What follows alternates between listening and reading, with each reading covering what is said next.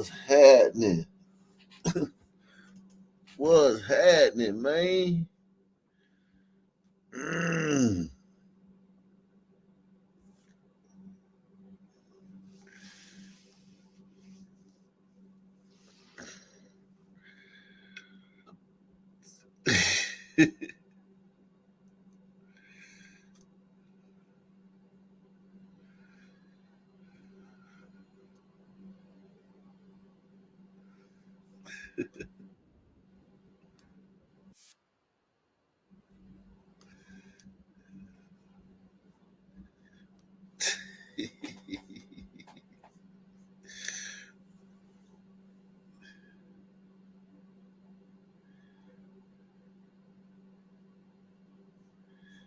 Oh man.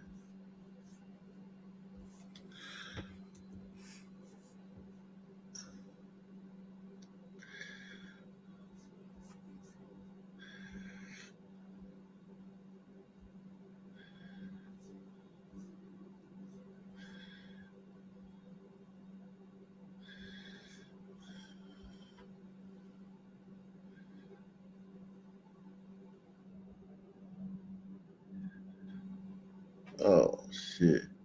I've been having trouble with Rumble lately, man. Oh, salute to my man, Main TV, man. Main TV and ZDSD, man. Shout out to Main TV, Ock Nation Hall of Famer, man. Know what I'm saying, man? Know what I mean, man?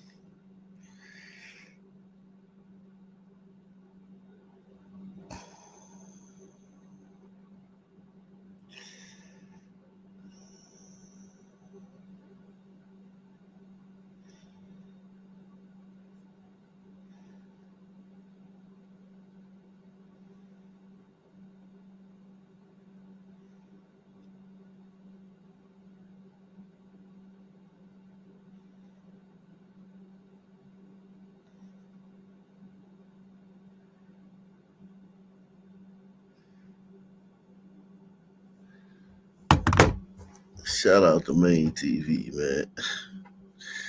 Oh, I guess we not on Rumble today, man. I don't know what's going on, man. Why they doing that, man?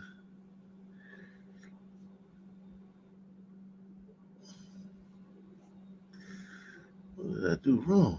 I don't know what I did wrong.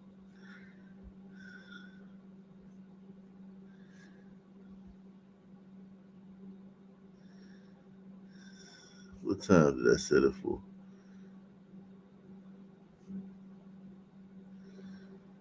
11:30 p.m.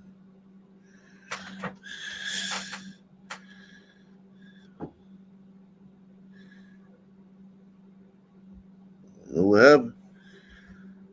Oh well.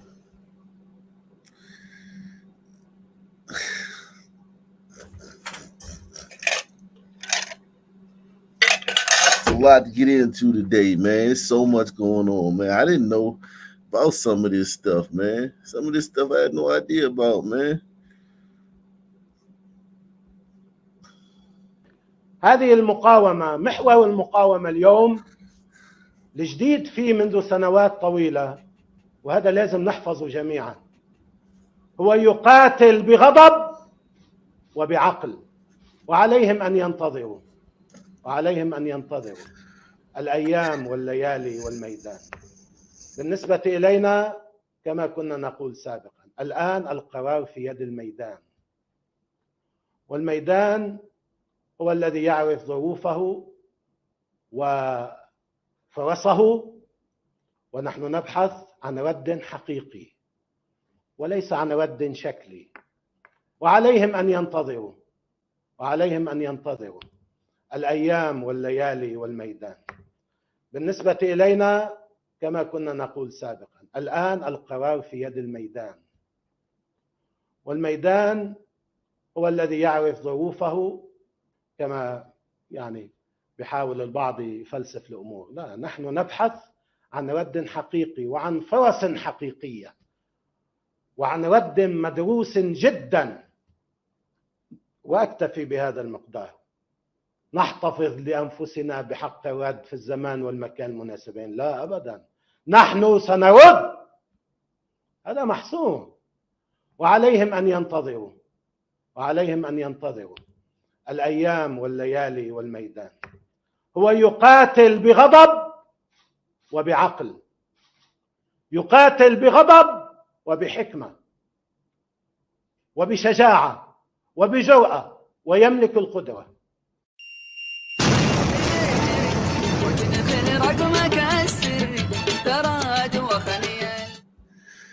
Yeah, man.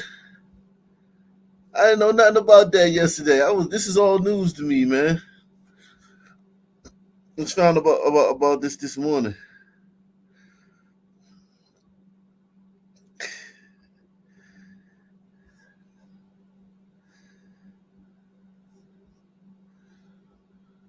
What Israel just did in Beirut is like something out of a Black Mirror episode.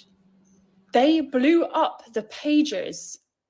They blew up the devices of Hezbollah members. They exploded whilst using them and whilst in their pockets. They have the technology to specifically target people and use their own devices as weapons against them.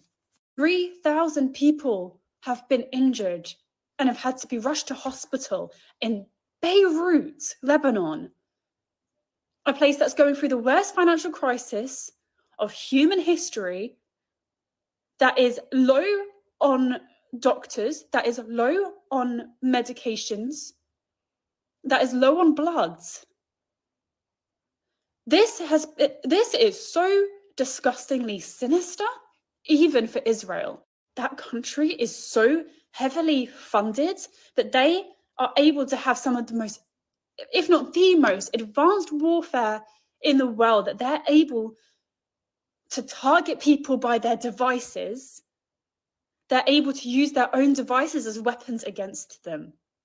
That is so dystopian and sick. Israel are using explosive devices in civilian areas. How is that not terrorism? Children were amongst those injured. More children injured or worse, killed at the hands of Israel. Is this self-defense? Is this Israel having the right to defend themselves by blowing up civilians' phones in the street as they're shopping, as they're picking up their kids from school? Is that self-defense? We have all been protesting, we've all been posting, we've all been talking about this. Our governments need to place sanctions. They should have done it a year ago. We should never have supported Israel. They're terrorists.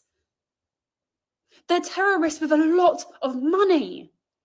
That's why they can have this precise dystopian targeting. This is so disgusting. There have been reports of them using the capture things, the prove you're not a robot thing, select the sidewalk, select the motorbike. Apparently they've been using that data to target civilians. I am never not shocked by what this terrorist state is capable of. And now they've come for Lebanon. They've been bombing Lebanon for months, but now they're coming for Beirut. Enough is enough. What do we do? What do we do to stop them now? What do we need to do for our governments to actually take note and stop giving money to these evil, rotten people? This isn't even, if we allow this to continue, what next? Black Mirror couldn't make this up.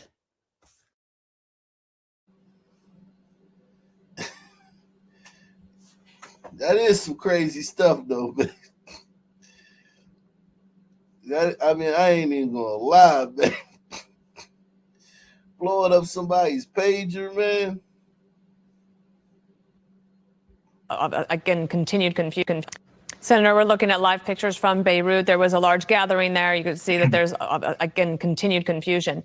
Israel's under pressure from all sorts of sides. And one of the things that they are dealing with is Hezbollah from the north, causing them a lot of problems.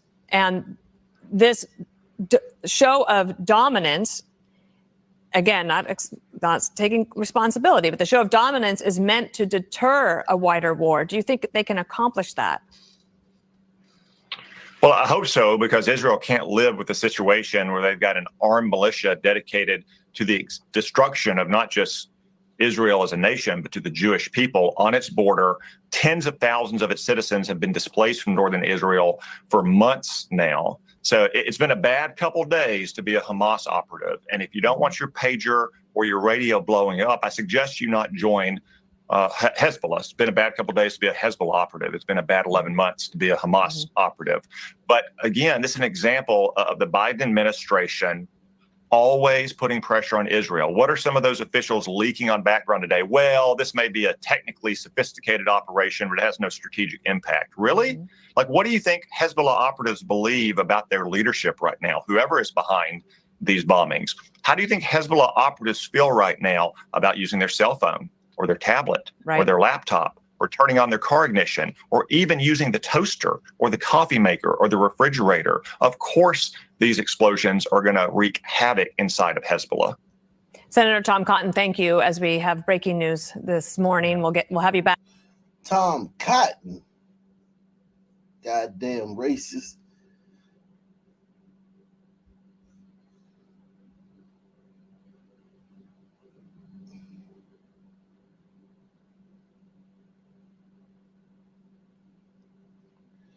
All types of electronic devices owned by Hezbollah operatives are now blowing up in Lebanon in the region. Apart from pagers and walkie-talkies, other devices such as fingerprint devices, solar power systems, and radios are now exploding too. Damn.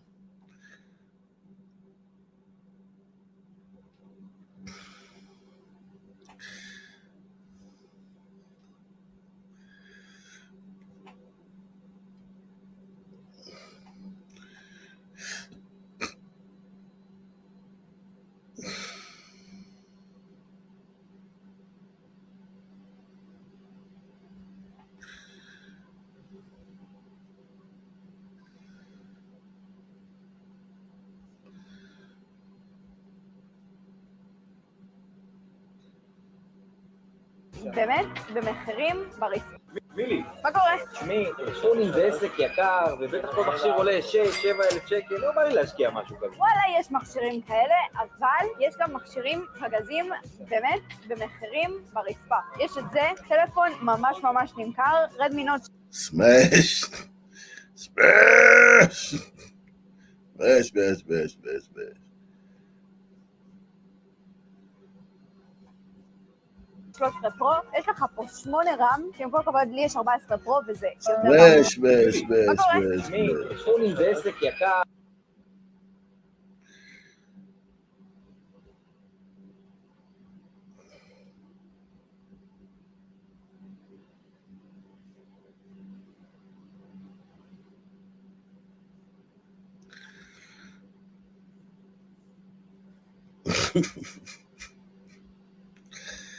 Nah, I like that.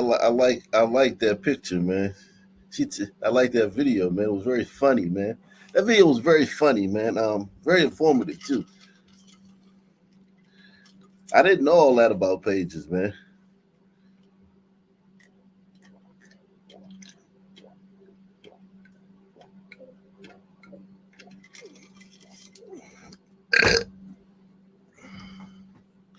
I didn't know all that about pages, man. I look forward to watching that video over and over again later, to learn as much about pages as I can.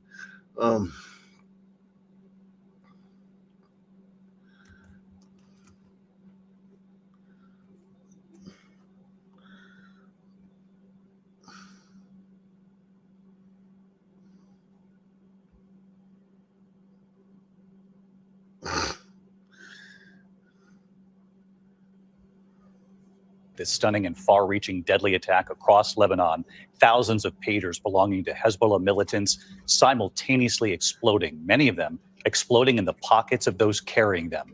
The explosions killing at least 9 people and wounding thousands. ABC's chief global affairs correspondent Martha Raddatz reporting from the region tonight. Tonight, shockwaves and panic across. Damn. And you keep your pager right near your pagers. I used to keep my pager clipped on my belt like that. I didn't have it in my pocket. Oh, man. Yikes. Lebanon after a stunning, unprecedented attack, both widespread and personal. Thousands of pagers belonging to Hezbollah militants exploding simultaneously, leaving at least 2,800 wounded, including civilians, and at least 2,800 wounded. Yo, this is next level. Yo, listen. They basically just letting you know, like, don't fuck with us, man. The fact that these people still gonna fuck with them, man, is absolutely insane, man. Black folk, we would have surrendered by now. We'd have been like, oh shit, y'all got it, man. dead, including a child. The wireless devices blowing up in hands, pockets, and here you see a shopping bag. Another security video shows a man reaching for his pocket before it explodes. The scream of ambulances reverberating through cities one after another. Hey, man, that's cultural appropriation, man. Ambulances are a European invention, man. I can't believe these Arabs are culturally appropriating that, man. I know it's kind of like a terrible time to bring that up, but still, man, this is cultural appropriation. These one after another. Graphic images, which we have blurred, emerging from hospitals, showing fingers blown off, faces badly bloodied, and torsos and thighs ripped apart. Iran's ambassador to Lebanon also injured, but not seriously. Back in February, Hezbollah's leader telling his operatives to get rid of mobile phones, calling them a deadly agent. An intelligence source telling ABC that the Israelis have long been working to perfect what they call a supply chain interdiction attack. Former State Department official Steve Ganyard explains how that might work. The Israelis likely saw an opportunity, bought up thousands of pagers, took them apart, inserted explosives, and then put them back on the market to sell directly to Hezbollah. And then using the radio frequencies that normally bring data into that pager, they simultaneously detonated all of the pagers. Israel has not claimed responsibility and has not commented, but tonight, Lebanon's Council of... That's diabolical, man. I ain't even gonna lie to you, man. That's diabolical, man. Salute to Eric S. Have you been to an Oktoberfest? Kicks off this weekend. German brews, corn dogs, pretzels, games, fun for everyone. Less than 5% sons. It's safe. That's a whole lot of sons, man. 5% of how much? So how many people gonna be there? Thousands? That's a lot of sons, man. Yeah, Oktoberfest. I'm gonna see if they got one in my town, man. I might I don't drink beer. I don't drink liquor. So it's like whatever, but just take the kids, have a good time. I might check it out. This is diabolical though, man. That normally bring data into that pager, they inserted explosives. State Department official Steve Ganyard explains how that might work. The Israelis likely saw an opportunity, bought up thousands of pagers, took them apart, inserted explosives, and then put them back on the market to sell directly to Hezbollah. And then using the radio frequencies that normally bring data into that pager.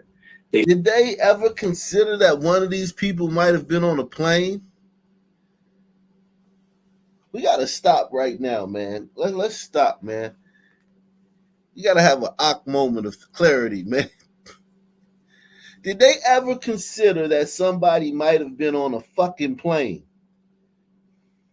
Like a member of Hezbollah might have caught a commercial flight. Did they think about that before they detonated all these damn pages?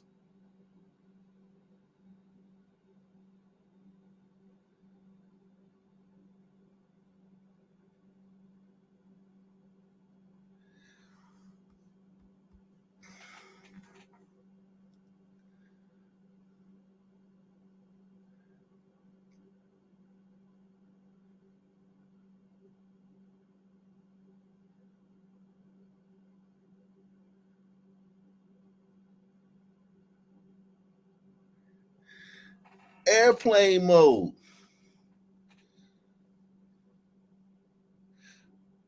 What if the flight was just taking off? Yo, this is highly dangerous, man. This is highly dangerous, man. Do they think that these people could have been on an elevator?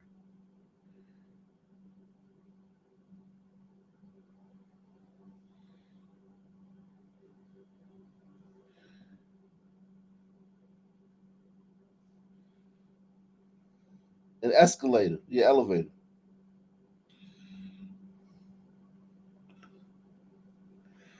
Yeah, but I mean, what I get it, it's called war, but I mean, these Hezbollah dudes are like regular people. They're like, you know what I'm saying? They're like just out and about in the world. They're not like Hezbollah fighters at their day job. They're just working. What if one of these dudes gets on a plane and he's got his fucking pager there, and you say, okay, it won't detonate because it's in airplane mode? You don't know. You don't fucking know that. You're just saying that. You don't know that. You don't know that that it wouldn't detonate in airplane mode. You don't know that. This is so dangerous, man.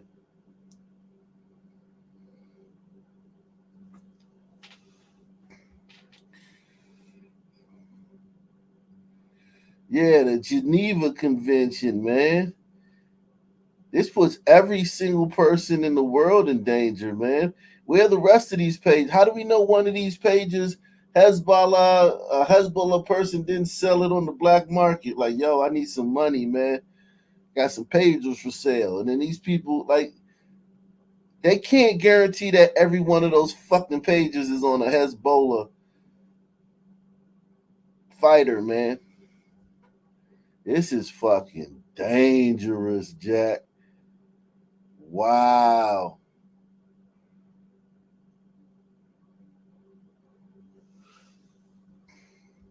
Might work.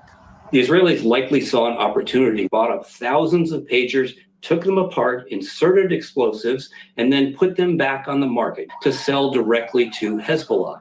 And then using the radio frequencies that normally bring data into that pager, they simultaneously detonated all of the pagers. Israel has not claimed responsibility and has not commented, but tonight, Lebanon's Council of Ministers calling the attack criminal Israeli aggression on a sovereign country, and Hezbollah warning that a response is coming. The targeted explosions followed warnings from Israeli leaders that they might ramp up the military campaign against Hezbollah after months of tension on the border and a regular exchange of missiles and rockets. U.S. officials believe there will be a response by Hezbollah, but it may take some time. Hezbollah has not only lost a principal way it communicates, but had operatives killed and hundreds, if not thousands, of wounded operatives put out of commission for weeks, if not months to come. David? Martha Raddatz on this breaking story from the region tonight. Martha, thank you.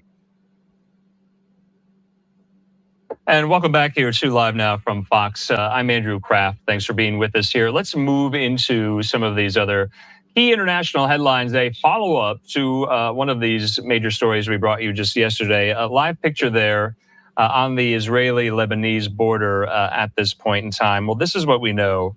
Walkie-talkies and solar equipment exploded in Beirut and other parts of Lebanon today in an apparent second wave of attacks targeting devices a day after pagers used by Hezbollah blew up, injuring thousands of Hezbollah fighters. At least 14 people were killed and more than 450 were wounded in the second wave here. So this is a story that keeps going. Fox News correspondent Nate Foy has more from the region.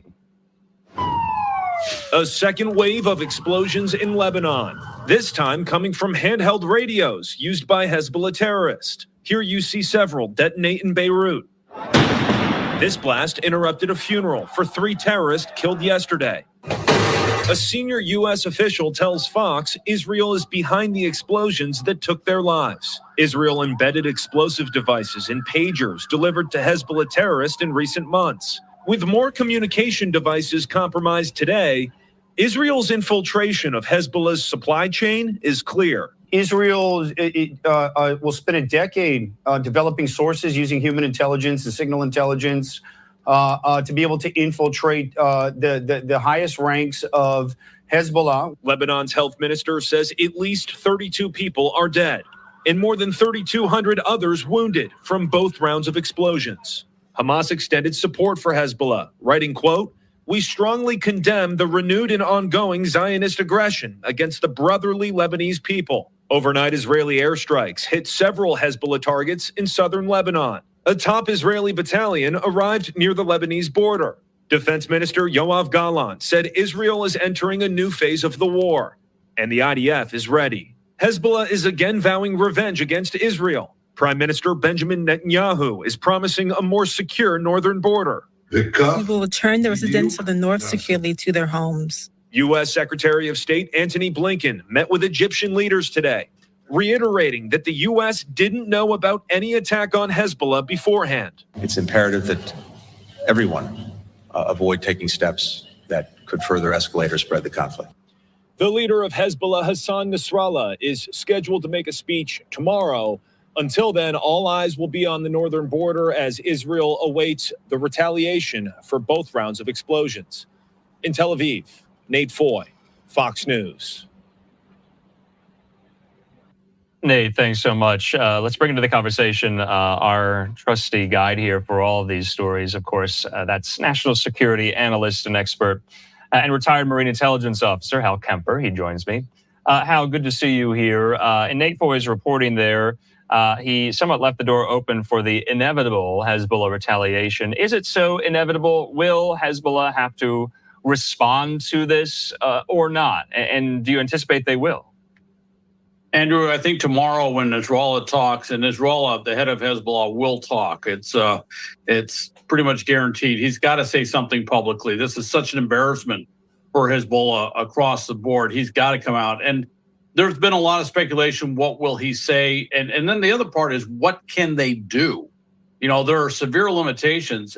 Right now, Hezbollah is a little bit hamstrung. Those pagers and the walkie-talkies, certainly the pagers especially, went out to the mid to upper level of Hezbollah. Those were not lower level troops, if you will. These were upper level, you know, like terrorist cell leaders, managers. Those are the folks that had those pagers.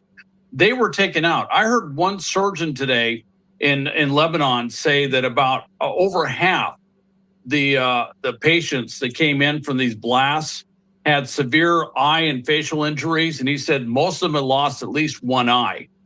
That tells me that whereas we look at the number killed, it really is the number of injured that have taken them, shall we say, out of the fight, and a lot of them is at experience level that you desperately need. So right now, Hezbollah is crippled in the command and control, not to mention the communications capability.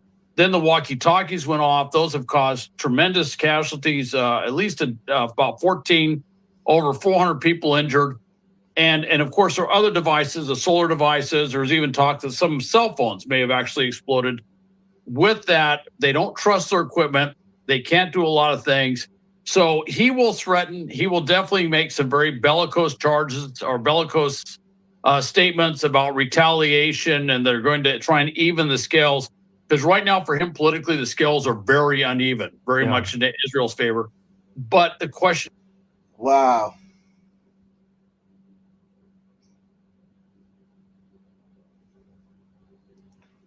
Wow.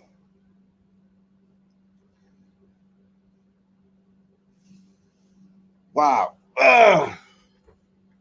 Let me bring the panel up, man. Let me hit the like. Let me bring the panel. Everyone hit the like button, man. Take the $5 challenge. Support the channel, guys. Don't boycott the channel, man.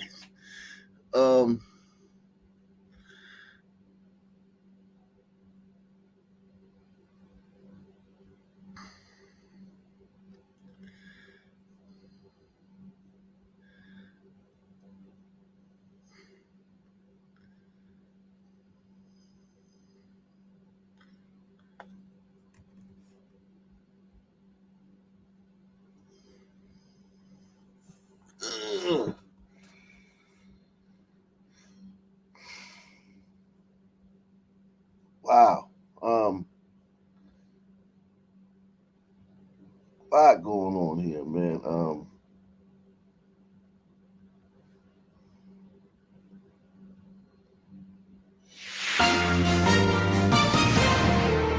On this Wednesday night, exploding walkie-talkies.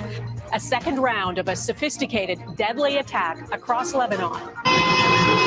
The fresh wave of fear as Israel declares a new phase of war.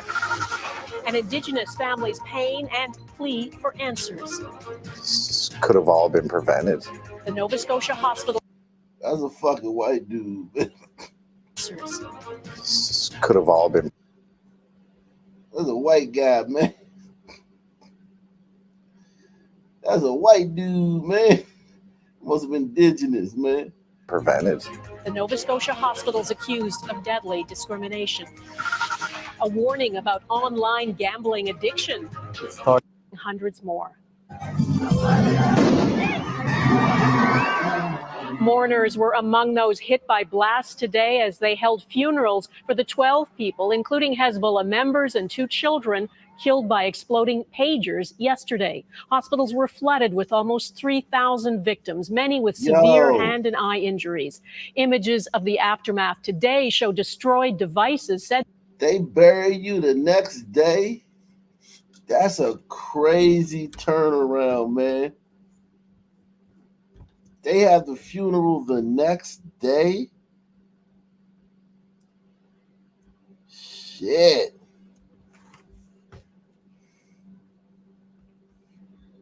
Said to include walkie-talkies and fingerprint analysis devices. Israel has not commented, but is known to use sophisticated cyber espionage methods to spy on and track militant groups, and today declared a new phase of the war in the Middle East. As Redmond Shannon reports, the method and scale of these attacks is unprecedented. A day after what Hezbollah called its biggest security breach, another attack. This time exploding two-way radios or walkie-talkies, including at a funeral for one of the victims of Tuesday's pager explosions. Reports that people on the streets were frantically taking batteries out of devices. Alongside the deaths, hundreds more are injured after almost 3,000 hurt the day before. This electronics store owner says people are scared, as Lebanon's official news agency says some other devices have exploded too. The fallout is global. This Taiwanese businessman says his company did not make the pagers, but a Hungarian firm used his brand on license. Hezbollah has promised revenge and fired rockets at Israel, as it has done for 11 months. There is a serious risk of a dramatic escalation in Lebanon, and everything must be done to avoid that escalation. Some reports have claimed Israel moved up the timing of the attacks for fear of being found out. Hezbollah is not the same Hezbollah of September 16th. This former Israeli intelligence official thinks the unprecedented attacks may de-escalate the threat of all-out war, at least for now. By actually significantly crippling Hezbollah's capacities, basically to push Hezbollah to move towards an arrangement, a diplomatic arrangement that will spare the need for military moves. Israeli Prime Minister Benjamin Netanyahu renewed his promise to return displaced Israeli citizens to their homes near the Lebanese border, but he did not mention the Lebanon attacks. Redmond Shannon, Global News, London. The UN General Assembly has overwhelmingly adopted a resolution calling on Israel to end its unlawful presence in the occupied West Bank and Gaza within a year. 14 countries, including the U.S., voted no. 43 countries abstained, including Canada. We cannot support a resolution where one party, the State of Israel, is held solely responsible for the conflict. Canada's ambassador to the UN agrees Israel is illegally occupying Palestinian territories, but Bob Rae told the General Assembly the motion is too one-sided. Israel says there is.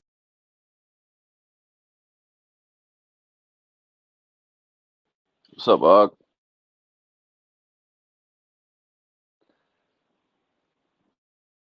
Can you hear me? What are your thoughts on this, man? Okay, I think I couldn't hear you. Yeah.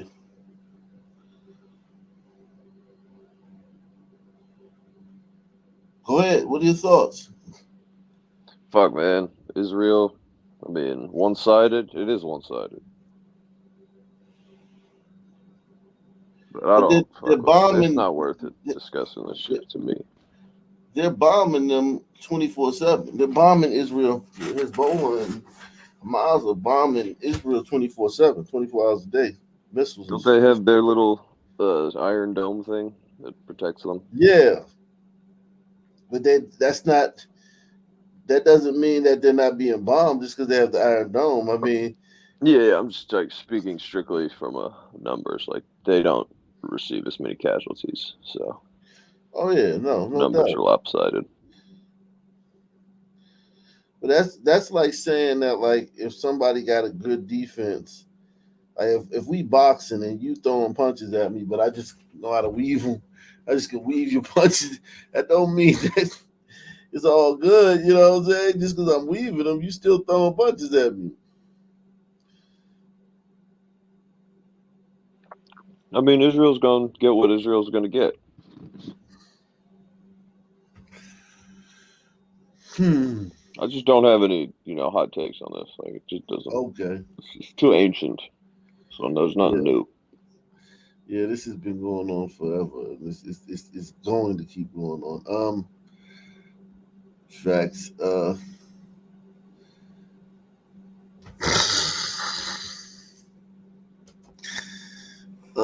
Let's see. Let's check on my man Diddy, man. What's happening, Diddy, man? Diddy Combs has been denied bail in connection with the sexual abuse and sex trafficking charges he faces. And as Les Trent reports, the music mogul who once traveled by private jet to all those mansions is now in a jail that is notorious for its bad living conditions. Music mogul Sean Diddy Combs spent his first night behind bars inside a facility that is being called Hell on Earth. The Metropolitan Detention Center in Brooklyn is notorious for its appalling living conditions and rampant violence. How bad is it inside this federal lockup? There have been 2 murders, 4 suicides, and numerous stabbings and lockdowns in recent years. It's so out of control inside that 4 federal judges are reportedly refusing to send any more prisoners here. But this is just a holding place until you get to jail. This is not like, his final destination, man. Reception. Yeah, it's New York. Yeah, it's New York. So yeah, you're gonna have a lot of violence in the jail because that's their culture. Their culture is, violence in the jail. Their jail culture, kind of like incentivizes violence, man. With the phones, like the way they do the phones in New York jail, like. One dude gotta have the phone. He gotta the toughest dude on this gotta operate all the phones, and you can only use them when he say you can. They got a weird culture up there, man. Donald Trump's former fixer, Michael Cohen, spent a harrowing year in federal custody. He says for someone used to a life of luxury like Diddy, prison life is a severe shock. You have a desk, you have a plastic chair, you have your bed with a 1.5-inch mattress, no pillow, and you also have a locker. So you basically have 3 feet by 5 feet to move around. So you have a basic 15 square feet. It is a horrible, horrible place. Diddy's lawyers were so eager to keep him out of jail, they offered his palatial $48 million home in Miami Beach and his private jets as bail. Today, they are even offering to restrict female visitors to his homes, except for his mother, daughters, and the mothers of his children if he is released. They told the judge the jail he was being sent to is dreadful, dirty, inhuman, and an ongoing tragedy. How's your dad doing? How's your dad doing? Family members appeared somber as they arrived at federal court in Manhattan today in another attempt to get out on bail. The judge cited Diddy's history of violent temper and potential intimidation of witnesses as reasons for keeping him behind bars. Diddy's former protege, singer Aubrey O'Day, is celebrating Diddy's downfall today. I feel validated, a win for women all over the world. Combs has pled not guilty. Those were the only words he uttered in court yesterday.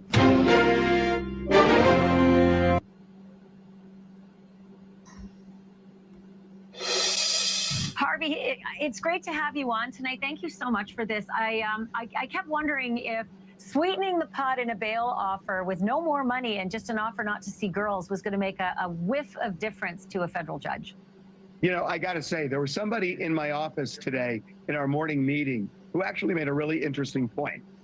She said, if you have to tell a judge, I swear I won't be around women, that in itself should be enough to deny bail.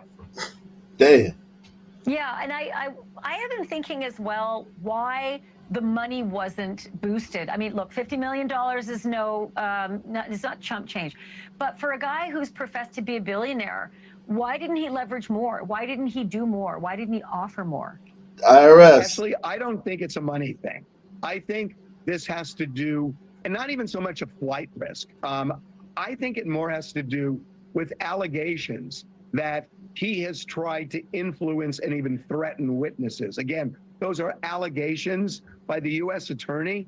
But if the judge buys into that, and it seems like the judge has, then however much money you put up is inconsequential. The real issue is he trying to rig the trial? And the U.S. attorney is saying yes. And obviously, these are the kinds of charges where that does typically happen. Not that it doesn't happen in other cases and murders, etc. But when you're dealing with sex crimes, it is so pervasive that witnesses can be intimidated and often do drop out of cases and become less willing to cooperate and perhaps testify. Can I ask you about that? Like how, for lack of a better description, how effed is he? Well, I mean, Ashley, you and I were around during the O.J. Simpson trial. I stopped answering that question because I thought O.J. was plenty effed, and he wasn't. So you never know. And as you know, the prosecution's case is strongest the day it's filed because you don't hear the defense. So I don't know. I mean, you know, one of the things that's very clear is that they're going to argue that a lot of this was consensual. They're going to argue that the freak-offs were consensual, that the drug use was consensual. I think they're going to have a huge problem with the Cassie video. But I think this is going to be a deny defense. And for a lot of people who maybe, you know, they think they're familiar with hip hop culture because they might see an awards show and maybe some music videos. Maybe people have always sort of assumed that there are these freaky parties that go on. And maybe in their minds, that's what they can be told in a courtroom, that sure, freaky parties are everywhere. And this was no different. But the difference in this case is the witnesses and the number of people who filed civil complaints that all seem to line up with the same kind of narrative. Yeah, and you know, the civil cases will be put on hold during the criminal trial, I'm sure. But these witnesses can definitely go to court. There is no doubt in my mind that the star witness for the prosecution is Cassie, his ex-girlfriend, who he beat horribly at the Century Plaza Hotel in 2016. But there were going to be a lot of other women as well, and men. And I think the volume is going to be very difficult for him to overcome. Oh, wow. So it kind of contradicts the lawyer from yesterday, doesn't it? Yeah, I mean, that's his lawyer, though. His lawyer would know more about the case than Harvey. Forgot his name. Juice Crew Harvey.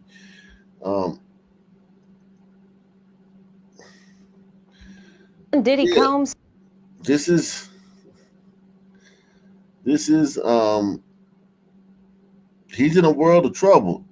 The question is, can he get out of it? But he's in a world of trouble. Sean Diddy Combs remains behind bars tonight after losing an appeal of a ruling denying him bail.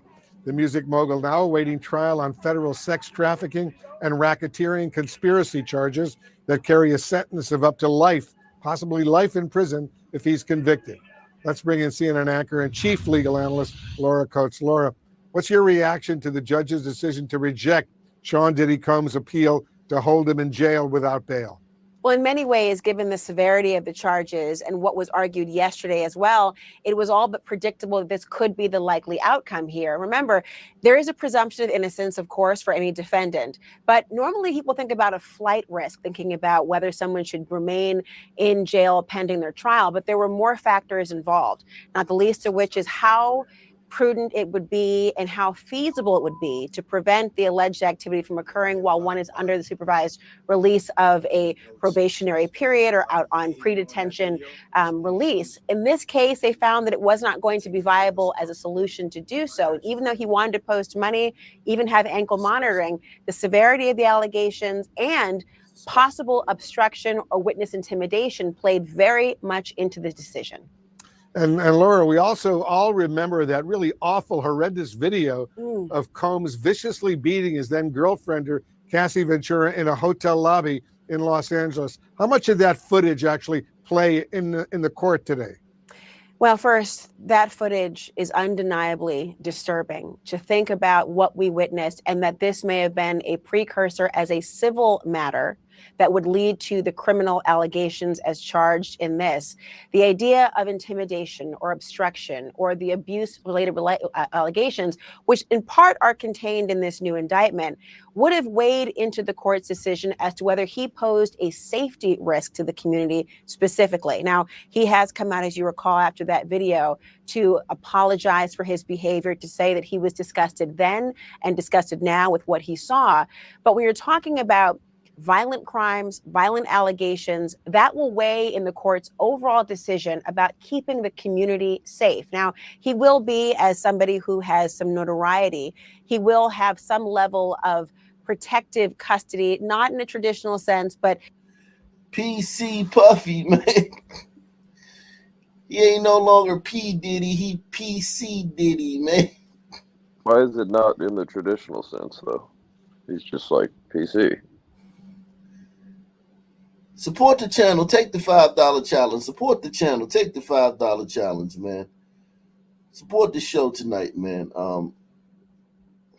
Separation from maybe part of the general population or thinking ahead to what that might look like for him. But he right now is similarly situated with every other defendant who has allegations of this severity and poses. Who's that white broad right there? Who is that, guys?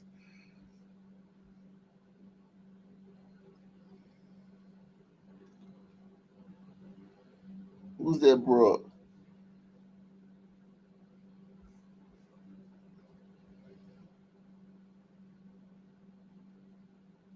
I don't know. With every other defendant who has allegations of this severity and poses a potential risk for intimidation or obstruction. Remember, some of the conduct they allege is as recently as 2023, later in the year. And as of last week, they allege that he made phone calls or there was some communication over 50 trying to access a particular witness that he thought might be a part of this entire endeavor. And so all that combined is likely what weighed heavily on the judge's mind. It was interesting, Laura, that the prosecutor today read a text message one of Combs' victims sent to him after Cassie Ventura's lawsuit became public. She's the former girlfriend who was kicked and beaten up brutally by Sean Diddy Combs in that hotel lobby. The woman said, and I'm quoting now, "I feel like I'm reading my own sexual trauma," and said she felt manipulated by Combs. What does that tell you about the risk of witness tampering going forward? That tells me that this particular indictment might be the floor, not the ceiling of what the allegations would contain. Remember, there are the civil lawsuits separate and apart from what a prosecutor will be able to charge. Those are normally ending in damages, often monetary damages. And a criminal prosecution, that can be used to build one's case and to buttress the credibility of other witnesses. This suggests to me. Rabbit Hole Review says Diddy has always been a weirdo. he won't do well in prison. I wonder how much Biggie knew. I would say Biggie knew a lot, man. Biggie was there with him. Like whenever Biggie did an album, him and Diddy were traveling together. You know, they were together when he was, doing his album, when he was rolling out his albums. Yeah, and Biggie being from the street probably thought Diddy was a weirdo too. He probably thought Diddy was a weirdo. Like, you can't help but to think Diddy's a weirdo. I mean, even before all of this stuff, he was just an odd dude, man. Even before all of this, this is actually some of the most normal stuff he did. Like, having sexual escapades, man, and stuff with, I mean, the male escorts, hiring male escorts to sleep with your girl in front of you. That's some different shit. Dave Chappelle used to make fun of him for being weird. Yeah, he's a weird guy, man. And I'm sure any dude that's like from the street or something like that probably thought he was fucking weird. I'm sure Biggie thought he was weird. 100%. But then that was 30 years ago, so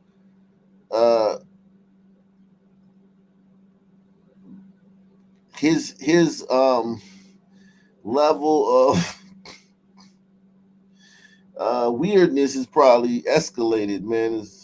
He's probably 1,000 times weirder now than he was when Biggie was around. For real. The entertainment mogul is currently being held without bond in a Brooklyn jail. Combs' attorney arguing he should be released on a $50 million bond and allowed to await his trial from his luxury home. ABC's senior investigative correspondent Aaron Katursky has the latest.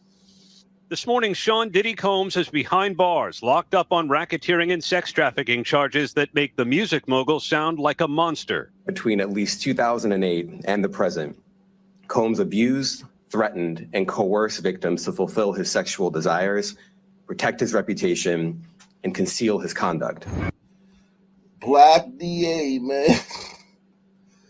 All the DAs up in New York are black, man. That's funny. Manhattan, Bronx. I think Brooklyn's might be on Brito, but the state one, Letitia Jackson, whatever her name is, the one that's going after Trump, she's black for the whole state of New York. This guy. And they're doing a great job. It's going to be hard for black people to cry racist because you know that's coming. They're trying to take down a black man. You know that's coming. They're not doing that yet, but that's coming. You can set your watch to it. The racism claims are coming with, I would say, after the election. I say right now, after the election, they'll start talking about Diddy's getting railroaded because he's black. Conduct. Combs, seen here smiling with his children the day before his arrest, is being held without bail. With several of his children watching in court, Combs pleaded not guilty to charges he led a criminal enterprise that subjected young women to violence, use of firearms, threats, coercion, and verbal, emotional, physical, and sexual abuse. The 14-page indictment alleging Combs manipulated women to participate in highly orchestrated performances of sexual activity with male prostitutes called freak-offs. He used the embarrassing and sensitive recordings he made of the freak-offs as collateral against the victims. Prosecutors said authorities seized the records along with firearms, drugs, and more than 1,000 bottles of baby oil and lubricant during raids last March on Diddy's homes in Miami and Los Angeles. The indictment describes. Yeah, that the baby oil thing is just, like, he was never going to run out of baby oil. Think about how many freak-offs you have, and if you need just on deck 1,000 bottles of baby oil. God, no. Aggressive, open, violent, hedonistic abuse that you say was recurrent and widely known. Why did it take law enforcement so long to intervene. How many women were victimized by Sean Combs, and how many others were involved? Look, our investigation is ongoing. We are committed to bringing justice to everyone who's been victimized by the defendant. I can't tell you why it took so long. I think the better focus is on the fact that we are here today, and we are committed to making sure that justice is done. His attorney promising a vigorous defense, saying those freak-offs were nothing more than consenting adults experiencing intimacy. I'm going to fight like hell to get him released, and he should be released with all that he's done and coming here voluntarily. Combs has been the focus of a criminal investigation since former girlfriend and singer Cassie Ventura sued him for sexual and physical abuse, Diddy settling a day later without admitting wrongdoing. But the criminal charges include a description of this violent 2016 video obtained by CNN. Combs seen throwing Cassie to the ground and kicking her. He issued this apology shortly after. I hit rock bottom, but I make no excuses. Susie Siegel was Diddy's assistant from 2008 to 2009 after winning the reality show I Want to Work for Diddy. And she says although she never witnessed abuse, her former boss is finally being held accountable. He thought that all the money that he has accumulated. So you never witnessed abuse, but he's being held accountable. Over all these years could potentially shield him. Justice is actually being served. It took a while, but it is being served. The judge said she was concerned that this is a crime that happens behind closed doors, so she ordered.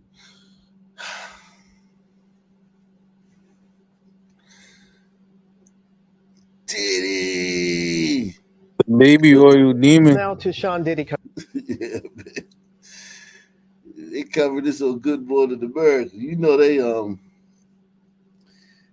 don't like doing this, man. They woke over there, man. This is a black dude because they gotta go hard on this black dude because this black dude violated women. So they get to.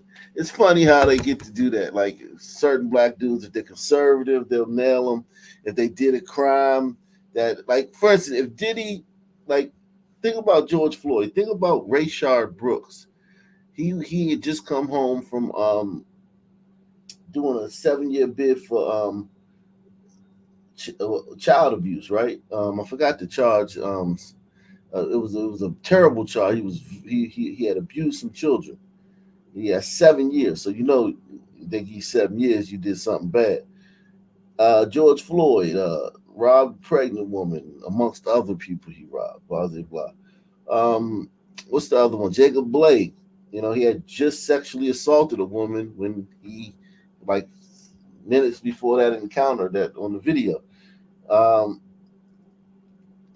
That's who called the cops on him. It was just, and those guys are like, these people here on like Good Morning America, all those shows, those guys are deified. They're, you know what I'm saying? They're saints. They're, you know. Yeah, you can't even, brother. Yeah, you can't criticize them. You can't. You say a bad word about them, and you in trouble on one of these stations and shit. Yet Diddy, it's like they get to talk bad about it, which I'm saying is true, but it's like it's just weird. It's just so hypocritical, man. But I'm not defending you. Yeah, that shit is super weird. How you can't even talk about none of those guys' past, but you know, Diddy's past is all up for scrutiny. Like everything's getting charged with stuff from his past. So yeah, and it's sexual and dealing with women and stuff like that, and all your BLM, all of them, all your BLM posters. I think he the fall guy for something. All I know is Diddy got the mind of a sun man, dog. He had all that baby oil. He was oiling up all that melunging butt. That's why he had Cassie. Melunging butt. Baby oil demon. That's my new name for that nigga, dog. Yeah, man. That's yeah, let's see how they cover this. Now to Sean Diddy Combs. He appeared in a Manhattan federal court, pleaded not guilty to multiple charges. Prosecutors allege that Combs was the head of a years-long criminal enterprise trafficking and abusing women. Dan Abrams is standing by. But first, our senior investigative correspondent. Main TVs.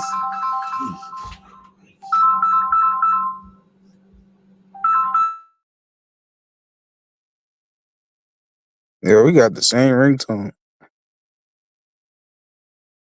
it the Sunman ringtone? I don't know. That's a good question.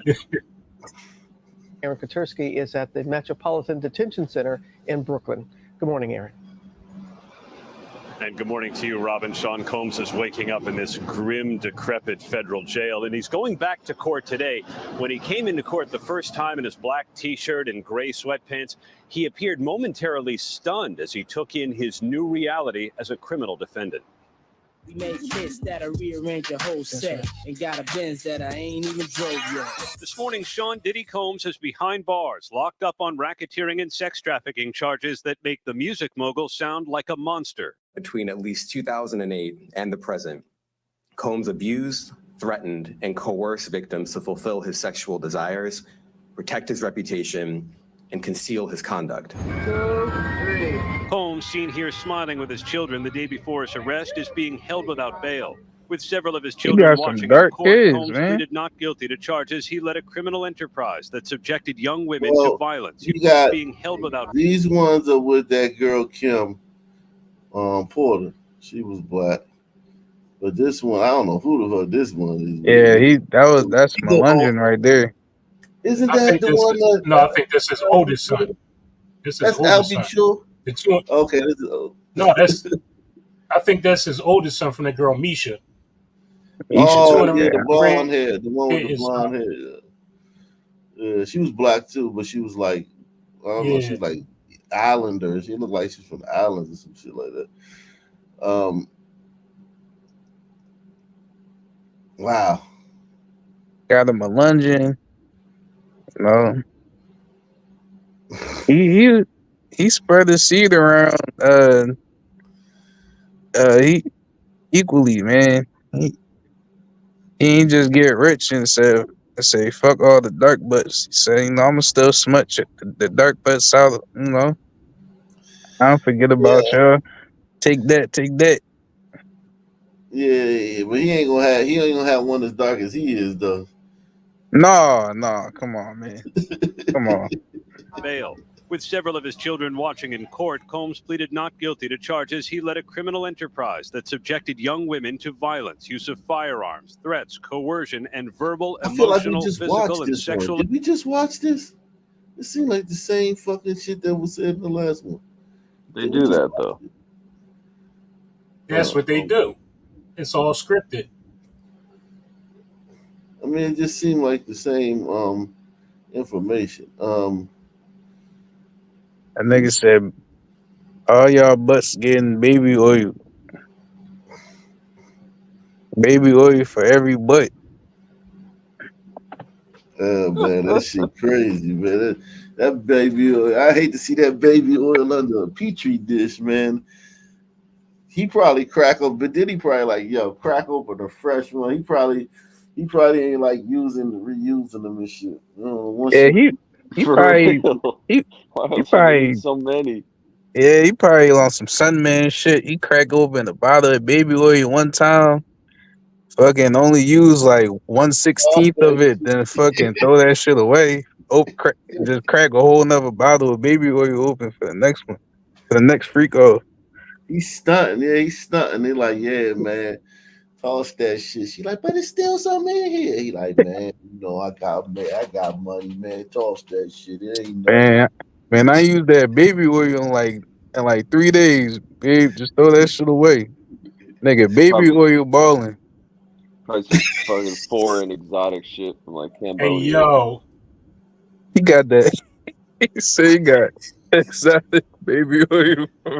No, he probably really flexing like that on some Sunman shit. Yeah, babe. You know I got this. This mango baby. This $10,000 baby oil bottle. refined from the caves of Mozambique, babe. You ain't gonna find this shit nowhere else. Exactly. Yeah, this the rose petal infused baby oil right here. You know what I'm saying? Which one you want on your ass, baby? Salute the main TV, man. Free Diddy, man. Shout out to Rabbit Hole Reviews. He said Diddy was buying baby oil at Costco. Hold it down for a second, man. Hold it. All right, Straight, straight. What do they call bundle packs and shit? man. Damn, y'all think Diddy buy baby oil in bulk? Get the hundred for $50 Hey, joint. why not? I mean, his people Why probably not? did it for him. So yeah, they did that. He got a staff. He got runners. I don't know though, Yeah. man. I think this is something.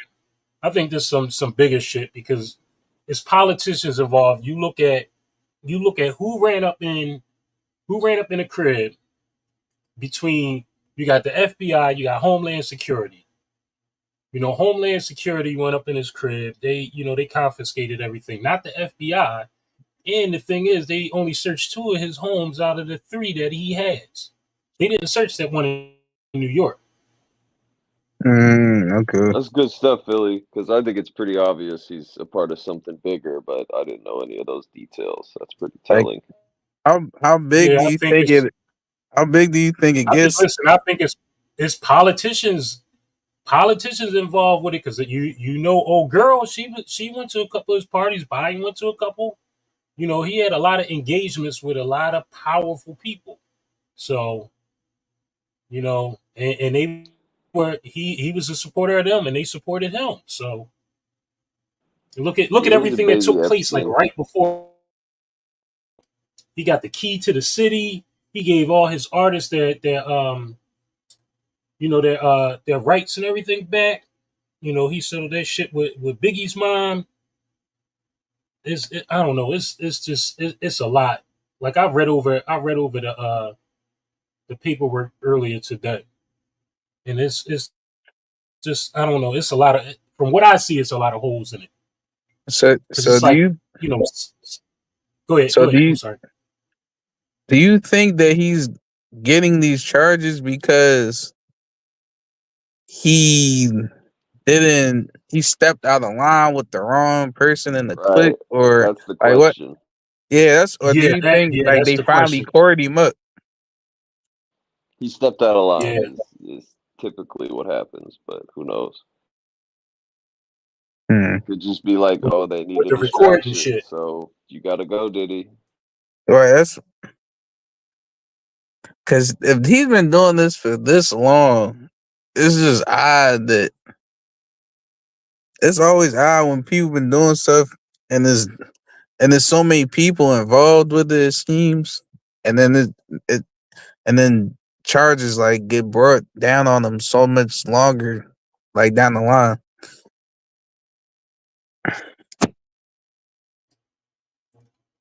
Because I was Yeah, but looking we at gonna that see. racketeering. I'm sorry. Go ahead. Well, it seems like in that piece they did talk about the dangerous jail or the dangerous reception center. Seems like they're kind of priming for, oh, he's dead now. What happened? But we'll, it'll be quick. Like this won't. I don't think this will draw out too long.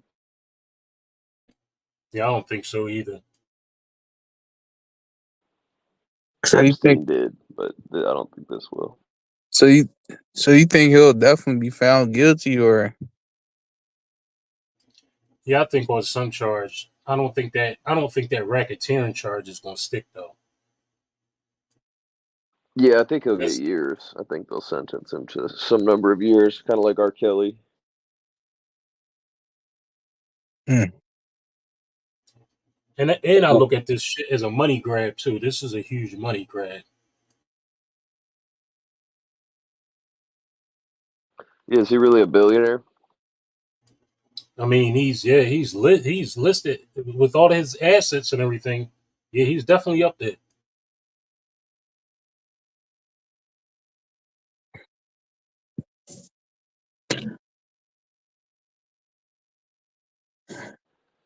So I don't many know. people are fucking so happy right now. That's how you know you're a real piece of shit. When you go to prison, everybody's celebrating.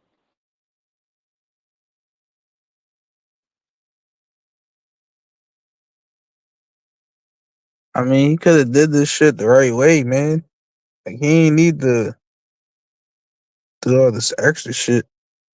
Could have had his freak offs, you know. That you could say the same about a lot of these elites, so-called elites. I don't like that word, but you're right. It's like, why would Exactly. you go that far? Like you could have did it the right way, but they gotta push it. Yeah. And it's literally right before an election. Like they popped his ass. Like I don't know. It's iffy, man. Like I said, I think they are actually trying to clean his shit up. So it's certain people that Here's a their theory. whole yeah, they hold some power that they don't want this shit to get out. Maybe Kamala was like, "Hey, Diddy, I need you to do this stuff." A bunch of whatever. I don't know what she asked him to do, but he was like, "No, I'm not fucking with you, Kamala." So she said, "Oh, I'm gonna get you then." And here we are.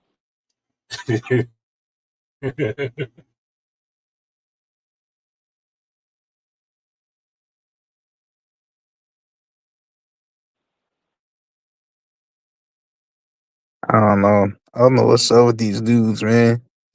You got all this. You got all this status and money and power, and then you get caught up with this dumbass shit. Yeah, there's a lot of shit that's going on in New York too. I was talking to my cousin earlier today, and he was telling me that they might be bringing in the mayor and a couple of other people on his staff with you know as far as dealing with the funds for the city because they found out that they were renting out hotels, so-called renting out hotels with nobody in them. Like they were just, misappropriation of funds or some shit they said they trying to bring them up on.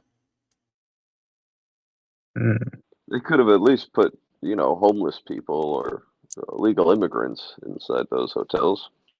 Right, Yeah. right. All those Haitians, they could just throw them in there. No. Then you get to be a good person with virtue points, and you get to do your dirt. Well, you gotta remember who you're dealing with. You're dealing with sunmen. You know what I mean? And this is some of the shit they do. And you know, I mean they all do it, but some men are just sloppy with handling this type of business. It's too much talking, boasting, bragging. They don't know how to cover themselves. Who's the most successful um, Sunman criminal?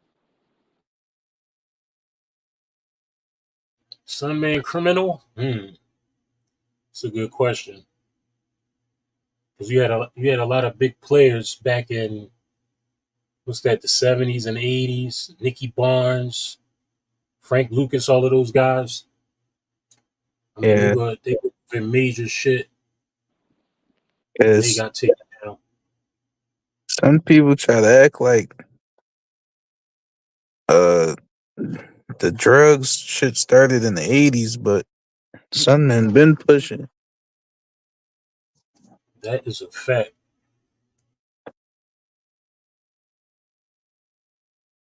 But of all those Sunmen, did any of them reach like a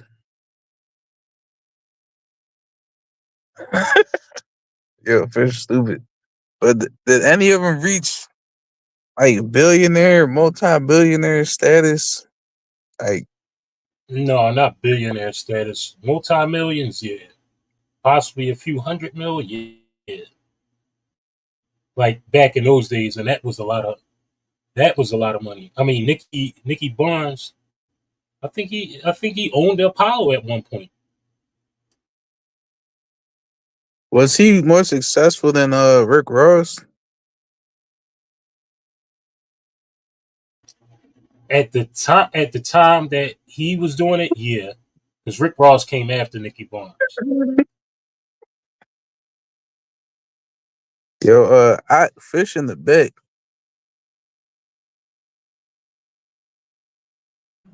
Yeah.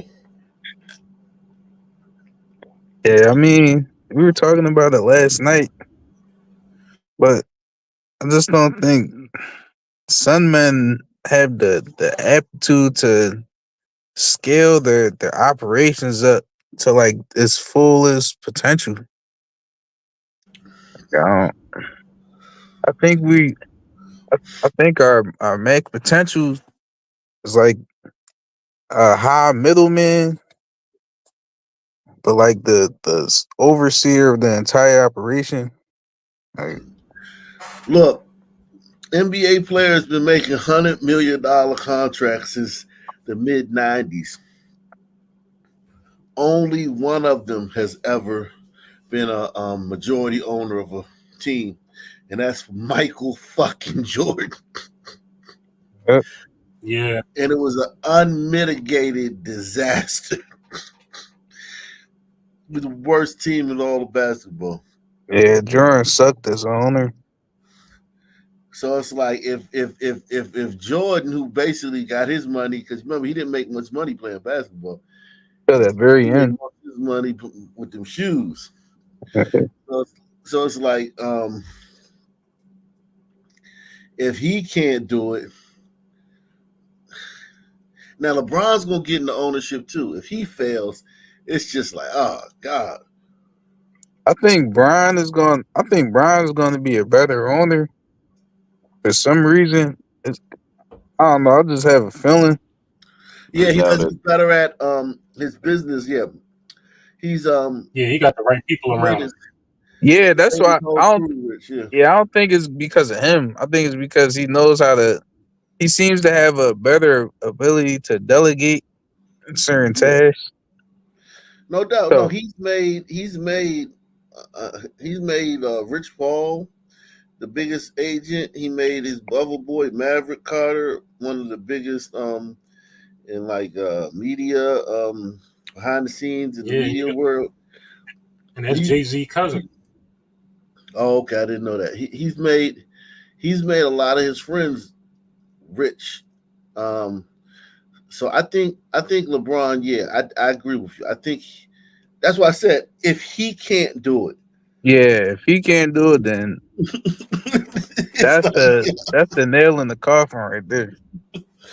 yeah.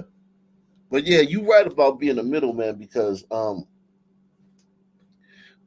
most sons never get past, like, even though son drug dealer, they always got to connect. Son record executives, like Suge was under Interscope. He never got from under Interscope. Diddy, he's under Clive Davis. Birdman. That Universal, yeah, yeah, yeah. Birdman, they can never just get Master P. They can never get their own thing where they always a subsidiary. You know what I mean? Yep. Like all the sun men we look at as yo, this nigga a boss. Like some of the sun men you were naming, dog, them niggas not the final decision maker, man. No, It's they a get a check. white man They at get a the end check. of the line or a juice crew. They get a check, and then they get a big check, and then they give everybody a little smaller checks. But Yeah, they getting a check. but they Yeah, but they'll sell it to you like, yo, I'm really on some bullshit, and they are, for but niggas. for Yeah, niggas, all right. Like we look yeah. at Jay-Z like he this boss ass nigga, but he's still a He on a Live subsidiary. Nation. Yeah, Live Nation. He under he's Right. subsidiary for Live Nation, and I mean Rock Nation is his thing. So I will give Jay Z that. Like Rock Nation is his thing. Yeah, like they like this these guys have like their own little thing, but it's under something bigger than that. It's Yeah, still under something bigger than that. But if you let some people tell it, it's like, no, Jay-Z this boss nigga, he fucking the biggest boss of them all, but he's not. not even close. He wouldn't even be on the list if they did the top music executives. They I did the know. top 100 music. I don't think he's on there. Top 100. Oh, Salute to salute to Charles. He says, I am confused about the actual crime other than beating up Cassie. Is it illegal to be a freak? Yeah, man. That's going to end up being what the case is hinging on. The lawyer is going to try to say, look, basically, like, yo, he just a wild boy out here living his life, and he got kind of reckless. Yeah, he did a lot of bad things. But then I think the state is the feds are going to be like, well, while doing this thing, he committed this crime. While doing his being freaky, he committed that crime. While being freaky, he committed this crime. And they're going to try to like tie all the crimes together into a big organization, racketeering, like saying that he did it all to further his, in this case, they say his personal gratification, which is different.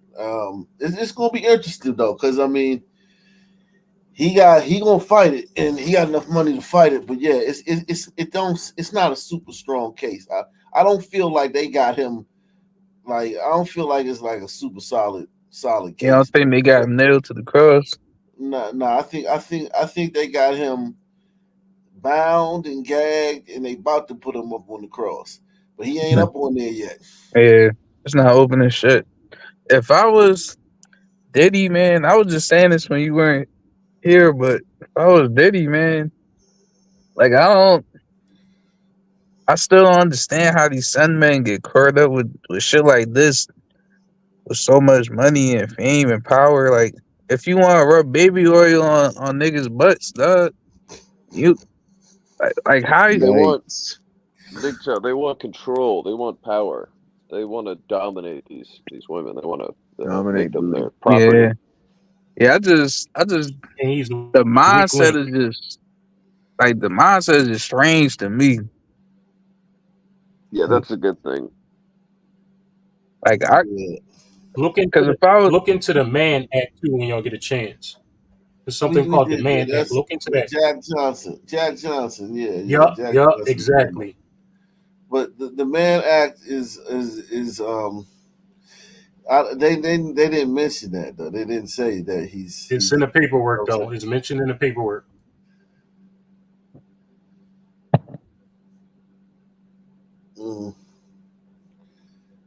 The Mann Act.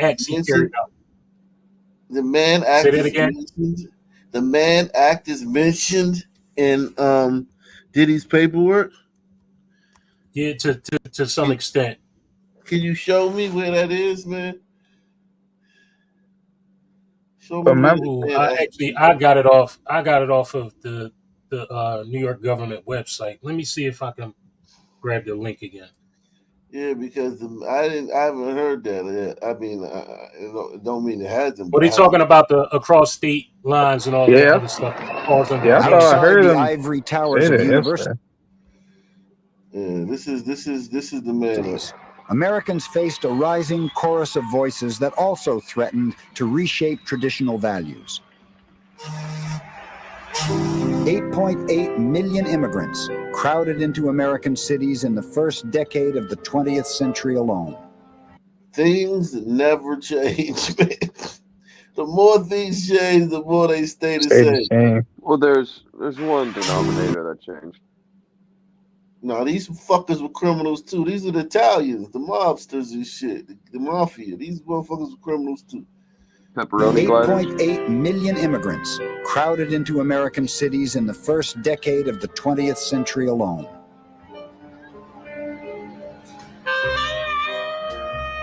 There was a lot of tension in the air, but the flashpoint turned on sexuality and particularly prostitution.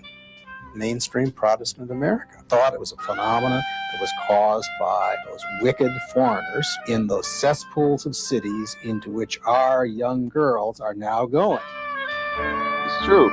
In 1907, the crusading McClure's magazine published a story about an association of Russian Jews purportedly supplying Chicago brothels with new personnel. Russian Jews. Oh no! Oh boy, they criminals. Yeah, Jews were criminals back to Meyer Lansky, one of the biggest gangsters ever, man. Meyer Lansky, a Jew. They say Rothstein, Henry Rothstein. What's his name? What was Rothstein's first name? But yeah, these are a lot of big gangsters back in the day, man. Jews had ghettos. They had the original ghettos. Jews had the original ghettos in America. The word ghetto comes from what is what the Jews call their area, their slums. These into which our young girls are now going. In 1907, the crusading McClure's magazine published a story about an association of Russian Jews purportedly supplying Chicago brothels with new personnel. When a city prosecutor claimed that those prostitutes were, in effect, white slaves, a wave of hysteria gripped the country. There was all sorts of lurid stories. Women were being hit by poison darts on the trolleys. They were being lured away from, imagine, ice cream parlors. It created a tremendous hullabaloo because people believed this. Although scant evidence supported the existence of white slavery, Congress passed the White Slave Traffic Act on June 25, 1910. This law, also known as the Mann Act, forbade any person from transporting women or girls across state lines for the purpose of prostitution, debauchery. And then that's what Jack Johnson got caught up in. A lot of people, black people think that the Mann Act was created because of him. No, he just got caught up in that shit. The famous boxer. Y'all familiar with him? Yeah. I'm not. Yeah, you always heard some people say, man, they made the Mann Act because they saw Jack Johnson with white women, and they had to put a stop to that. He was rich and black and famous, and he had white women, so they had to create an entire law to put him in jail. Yeah, he just broke the law. He broke that law. And listen, is it a bad law? I don't know, but whatever. But it's like, yeah, it needs to be revised. No. Forbade any person from transporting women or girls across state lines for the purpose of prostitution, debauchery, or any other immoral purpose. Basically, human trafficking. One of the interesting things of the Mann Act is you got access to the dark web upon actual sex happening. Nah, I ain't messing around with no dark web. I ain't gonna lie. That's I hopped in the dark web one day. There's some wild shit on that joint, bro. How do you get on the dark web? Like, what is it? What does that mean? The dark web. It's a specific browser and certain prompts and shit you gotta school me to that. You had to school me to that because I didn't even know I had no idea about no dark web. I didn't know nothing. Then you have the intranet. Oh wow. Yeah, I don't know nothing about none of that. It didn't depend upon actual sex happening. It was very almost Orwellian in the way it was construed by the courts. The vital elements of the crime were transportation across a state line. The Mann Act soon became a tool for more personal vendettas. Fathers turned in the boyfriends of wanton daughters. Wives reported philandering husbands. And some prosecutors exploited the law as a weapon against romances that crossed the color line. Jack Johnson was an easy target for the Mann Act. In 1908, he became the first black man to break through boxing's color barrier and reigned as heavyweight champion of the world. Perhaps he was the Muhammad Ali of his day. He was very flamboyant. He was pretty much in your face kind of person. A black man.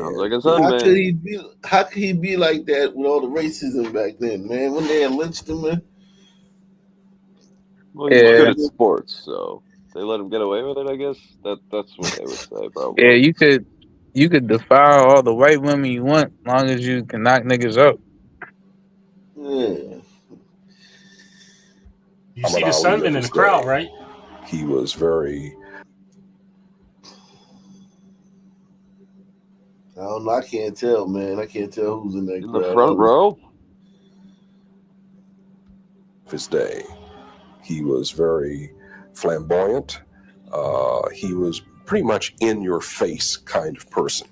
A black man being champion of the world didn't fit into a lot of people's idea about who that should be. Johnson further inflamed his critics by openly keeping company with white women and eventually marrying 2 of them. Hey, 2 of them. Yeah, man, listen, man. It was so bad. These white people wanted him out the paint so much that this nigga was marrying multiple white women. Yeah, man, and it wasn't uncommon then too. Like, if you look at, like, if you pick a name from back in those days, pick some famous black person from back in those days. From back then, damn, 1910. Jesse I think Owens. I was gonna say W.E. Du Bois, but he probably was marrying white men, not white women. W.E.B. Du Bois, Jesse Owens. I don't know. I want to see who they was married to, man. W.E.D. Du Bois, he probably was married to a white man. That nigga was a Melungeon bussy popper. Let me see. Hobo Melungeon. W.E.B. Du Bois. He was a mulatto though, but yeah, he was a Melungeon. He probably was getting baby waved up by a white man, so I don't think that counts. Let me see. He married his let's see his wife. His wife, yeah, she a fair skin. She doesn't Melungeon too. He married a Melungeon. Let me who's the other one you said? Jesse Owens. Jesse Owens. Yeah, but I think I saw that movie about him, and I think it was a white girl in it. Oh, okay, so yeah, I can't remember. I don't know about some people from back then, to be honest. Shit, a lot of them was married to white women, man. But a lot of shit, it wasn't nothing to be married to a white woman back in the day. You crazy. Now Jesse Owens, I think he looked like he was married to a sister. Marcus Garvey. Marcus Garvey. Nah, That's what I was saying. Like, you got to dig into the Reconstruction era, man. You find some amazing things about what was happening back then. Good call, Philly. Not for real. Listen, I'm being dead serious. Years. My man be so vague with it. He be like, man, look into this, man. When you say looking at that, you mean like the real history, the real true history of the Melungeon? Yeah, the real true history. Yeah. The crazy things they tried just to what do was going on in general to accommodate the Sun Man. If we look back, are we going to see that Abraham Lincoln was black? No, you're going to see that he was considered a Melungeon. He wasn't black. Melungeons have 3 different ethnicities mixed into them. It's usually Native American, ethnic profiles, Caucasian, and black. Were any of the presidents back then African booty scratchers?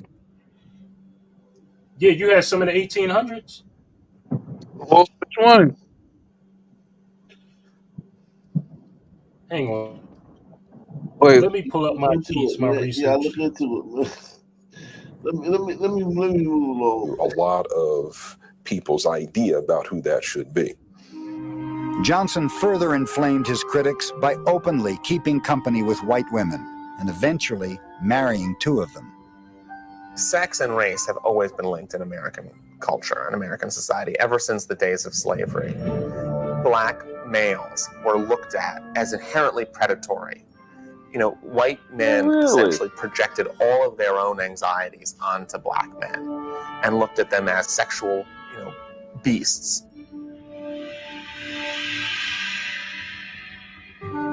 In the fall of 1912, federal authorities arrested and convicted Johnson for transporting one of his lady friends from Pittsburgh to Chicago. few doubted that race was the real motivation. The federal prosecutor, immediately after the conviction, expressed before the press the hope that this would be an example about the evils of permitting Negroes and whites to marry. It had nothing to do with the crime at all. It was an amazingly candid expression of why he'd been targeted. Jack Johnson ultimately served 1 year in prison as punishment for his so-called crime. For the next 2 decades, Mann Act convictions continued to rise. But the manner in which men and women lived and loved in America was already changing. Let me tell you something. They be salute the Rabbit Hole Reviews, man. He says, just like Epstein, Diddy was allowed to operate until he went off script. Everyone at that level has a master. Facts. Yeah, well put. Salute. Make sure y'all take the $5 challenge. Support the channel, man. We about to get into some heavy shit right quick, man. I'm about to blow y'all mind right quick, man. Make sure you take the $5 challenge, support the channel. We've had I think 4 people take the $5 challenge. We got 3. We had more than 300, but we got 300 steady in the chat, man. Should be more people supporting the channel, man.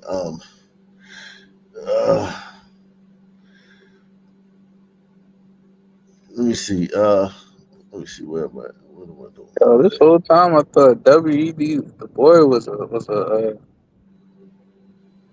thought he was gay. Gay? Yeah, You thinking of Booker T. Washington, man? Because sometimes people get them mixed up. I don't know if he was gay either, but I'm just saying, sometimes people. And then listen, W.E. Du Bois, you know what? I did hear that. Yeah, back then, a lot of dudes was gay, man. But they still married. Yeah, exactly. Yeah, it was like the civil rights movement. A lot of them dudes was gay, but they kept it. It was more on the low. Yeah, gayness. Gay was different than it is now. Now being openly gay, that's what kind of give you the extra push. War. That's what started the culture war over homosexuality. It's always been closet gay dudes, but once people started becoming openly gay, that's when it's you know what I'm saying, not just wearing, you know what I'm saying, flamers and shit like that. But yeah, let's go here, man. The history of slavery is a painful reminder of humanity's capacity for cruelty and oppression.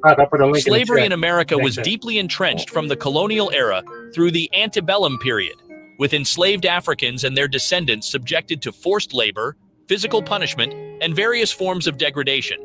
The term antebellum derives from Latin, where ante means before and bellum means war. In the context of American history, the antebellum era refers to the period before the American Civil War, specifically the years between the late 18th century, which was after the War of 1812, all the way down to the outbreak of the Civil War in 1861. The term antebellum era is commonly used to describe this period because it captures the distinct social, economic, and political characteristics of the time, which ultimately led to the conflict and division that resulted in the Civil War. It was a time of significant growth and transformation in the United States, marked by industrialization, westward expansion, and debates over slavery. Yes, slavery. The antebellum South was characterized by the use of slavery and the culture it fostered.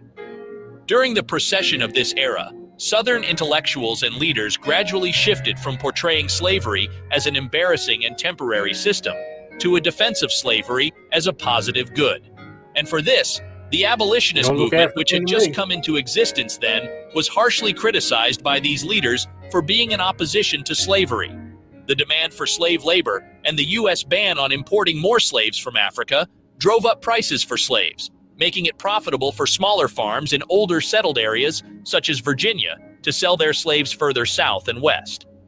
Most farmers in the South had small to medium-sized farms with few slaves, but the large plantation owners' wealth, often reflected in the number of slaves they owned, afforded them considerable prestige and political power.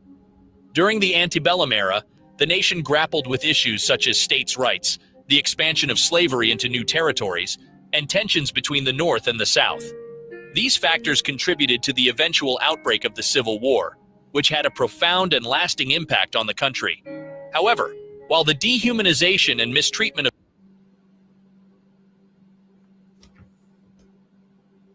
slaves is well documented, with ample evidence of sexual relations, from rapes to what appears to be relatively symbiotic romantic partnerships between white slave masters and black women in the antebellum South, a lesser-known aspect is the abuse endured by black male slaves at the hands of elite white women, that is, the planter class women. Yes, that too occurred. The planter class white women refers to a specific group of women who belong to the elite plantation. Let me run that back for you. And there's books written on this. I can show you the books written on this. He got this from this was a big problem back in those days, man. Back during slavery, man. Several books written on this.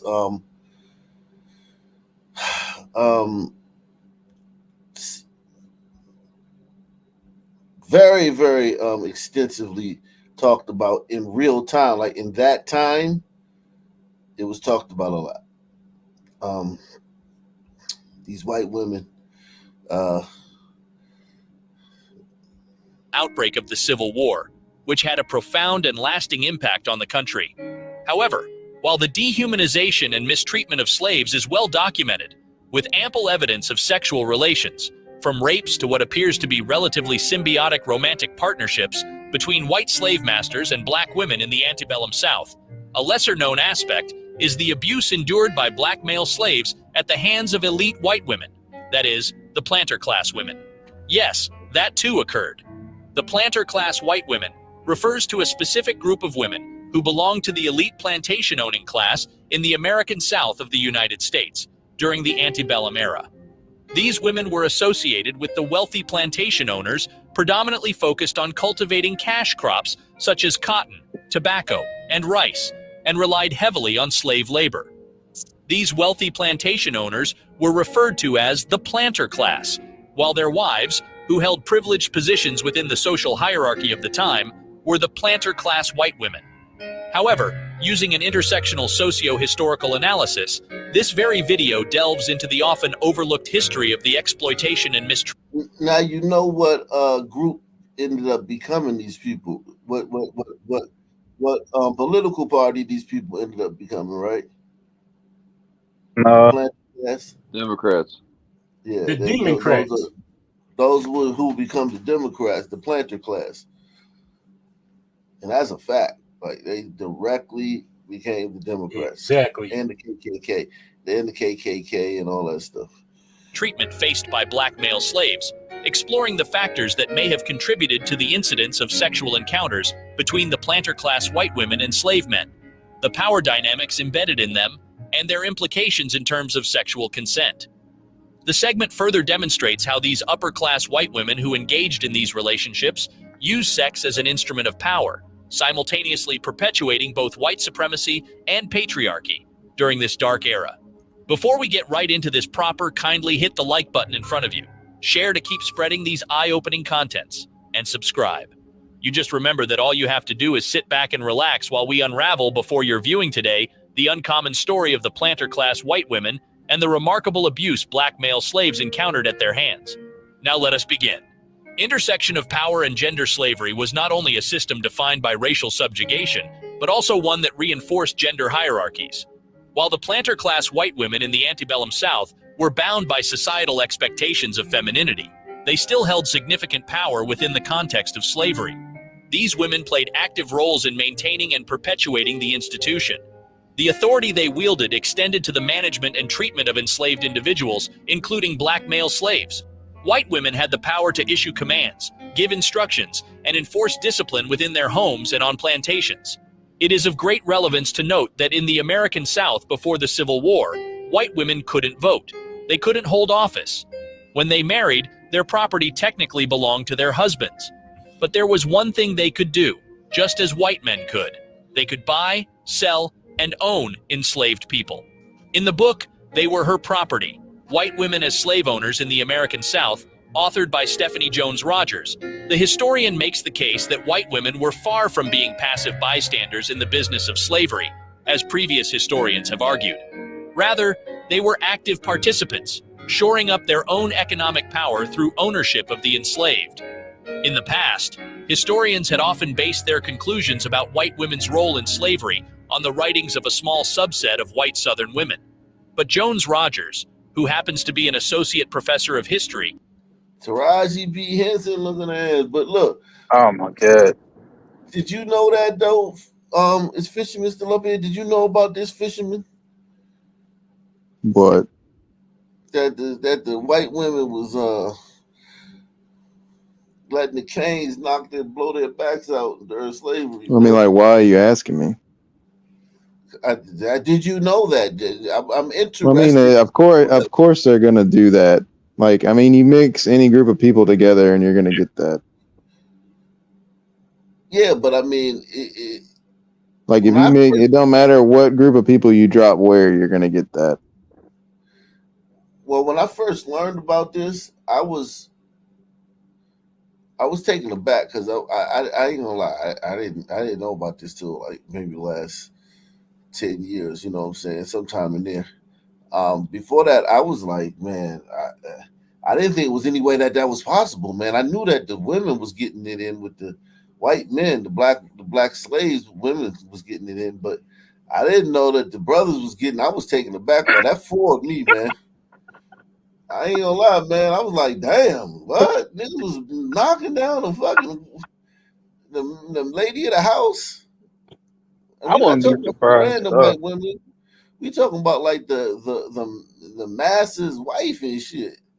You don't think it was cuck shit going on back then? Not that saying that this was that, but it was cuck shit going on back there. It definitely was. Did you ever see the movie A Time to Kill? Yeah, I saw a piece of it. I remember when it came out. Samuel L. Jackson and shit. Matthew McConaughey. Yeah, I read the book. Time to Kill. I read that book. I'm gonna just be honest, man. Nigga history is sketchy to me, dog. She gonna have to substantiate this with some sources for some white people, dog. Well, I mean, like as soon as you see who the author of the book is, I completely throw it all out, honestly. Yeah, black people and history, especially slavery. I don't believe that. Now shit. that black woman ain't the one who wrote the book. That's my point. That black woman ain't write that book. This book, White Women, Black Men, Illicit Sex in the 19th Century. That wasn't written by that black. That black woman is like, hold on, I think let me just put. Women as slave owners in the American South, authored by Stephanie Jones Rogers. There's another book. This is White Women as Slave Owners. The book about the sex, it was written by Martha Holds. White Women, Black Men, Illicit Sex in the 19th Century. And there's other books written about that stuff. She's writing about this is a different book this woman wrote. But I mean, you can't dispel what she said. I mean, if it's I mean, I'm just saying, like, if a black chick writes this book that we're looking at, I question everything in it. Yeah, that's what I'm saying. Exactly. This is the point I'm trying to make. Like, it's a lot of hearsay. Yeah. Well, it's a lot of hearsay, just like the whole thing with slavery. I don't believe in that. The term tenant farmers, yeah. Slaves, no. What's the thesis here? Like, yeah, fine. The thesis is I fucking hate white women. That is the thesis. So do you think that white women weren't owning slaves? I mean, I'm sure there were some, but I bet if you read this book, it's full of bullshit. Do you think that black women were owning slaves too? Right. But do you believe that white women were Yeah, sure. If their husband died or whatever, they would probably become the owner. Do you believe that white women were letting brothers blow their backs out? Yeah, I'm sure that happened some. And like in mass, like was it? We gotta like. Do I think every single fucking white woman during that time? No. It was Yeah, not I don't common. think I Absolutely They, wouldn't. not. they not do, every white woman ain't sleeping with a brother now, though. Yeah, You know what I'm if you saying? would have These asked, things happening. if you would have asked me, I wouldn't think it's like a widespread thing at all. I don't think so. Historian makes According to the books, like a lot of the books written about it, because remember, this wasn't like 1,000 years ago. This was like when some of these books were written about it, it was just 100 years. It had just Yeah. had like this was not, this is fairly recent in history, man. It's the case that white women were far from being passive bystanders in the business of slavery, as previous historians have argued. Rather, they were active participants, shoring up their own economic power through ownership of the enslaved. Look at the headdress. In the past, historians had often based their conclusions about Look white at the women's role in headdress. slavery on the writings of a small subset of white Southern women. But Jones Rogers, who happens to be an associate professor of history at the University of California, Berkeley, drew on a different source this time from interviews with formerly enslaved people conducted during the Great Depression as part of the Federal Writers Project, an arm of the Works Progress Administration. These interviews, Jones Rogers writes, show that white girls were trained in slave ownership, discipline, and mastery, sometimes from birth, even being given enslaved people as gifts when they were as young as 9 months old. White slave-holding parents train their daughters on how to be slave owners. They give them lessons in slave discipline and slave management. Some even allow for their daughters to mete out physical punishments, Jones Rogers says. Slave-holding parents and slave-holding family members gave girls enslaved people as gifts, for Christmas sometimes, when they turned 16 or when they turned 21. There are even accounts of slave-holding parents and family members giving white female infants enslaved people as their own. There is one particular instance of a case in a court record where a woman talks about how her grandfather gave her an enslaved person as her own when she was merely 9 months old. And just how could a 9-month-old baby have known that she had a slave of her own if she wasn't told so? Apparently, she has been schooled on the ropes. She grew up knowing that some absolute authority over another has been bestowed on her, that she had some waiting property of her own in the form of a human being. Stated a poet and writer on his findings in the book, They Were Her Property, by Jones Rogers. Such children grow up not even recognizing black slaves as fellow human beings. These exact nurturings have majorly contributed, no doubt, to the creation of highly racist and supremacist personalities in societies at large. Wasn't that like the norm? He's saying that like he didn't see black people as human. Like, bro, this just no a shit, lie, Sherlock. Like, where is the 40-minute documentary on the fact that the majority of slave owners were Jews? Never been made. Not a single one. Why can't we get? Why is it always this single angle? Well, It has nothing to do with. It has nothing to do with accurately depicting history. It's everything to do with instilling white guilt, because that's what Jews seek to do. Exactly. That's my all point. it is. That's all what all this bullshit is. That's why I say history has been told backwards. This particular video is just dripping with that. It's so obvious. Misty, so you think that's why the Jews don't want black people to know they were the original people here? What? I was talking to Misty. Is he saying Jews don't want black people to know that they were like one of the original people here? The Jew crew doesn't want us to know a lot of things. Exactly. They don't want half the world to know shit. And I think you got to look at their like history as a people. Yeah, that's up their sleeve for sure. That's in their deck of cards. Yeah, I mean, Aqua's talking about the mob, like the Jew mob back in the early 20th century. Jews have been fucking criminals for thousands of years. Khazarian Mafia. That's all they Go do. ahead and Google that and come back. It's not the Khazarian Mafia. No, it's not. It goes back further than that. These people have been fucking liars forever.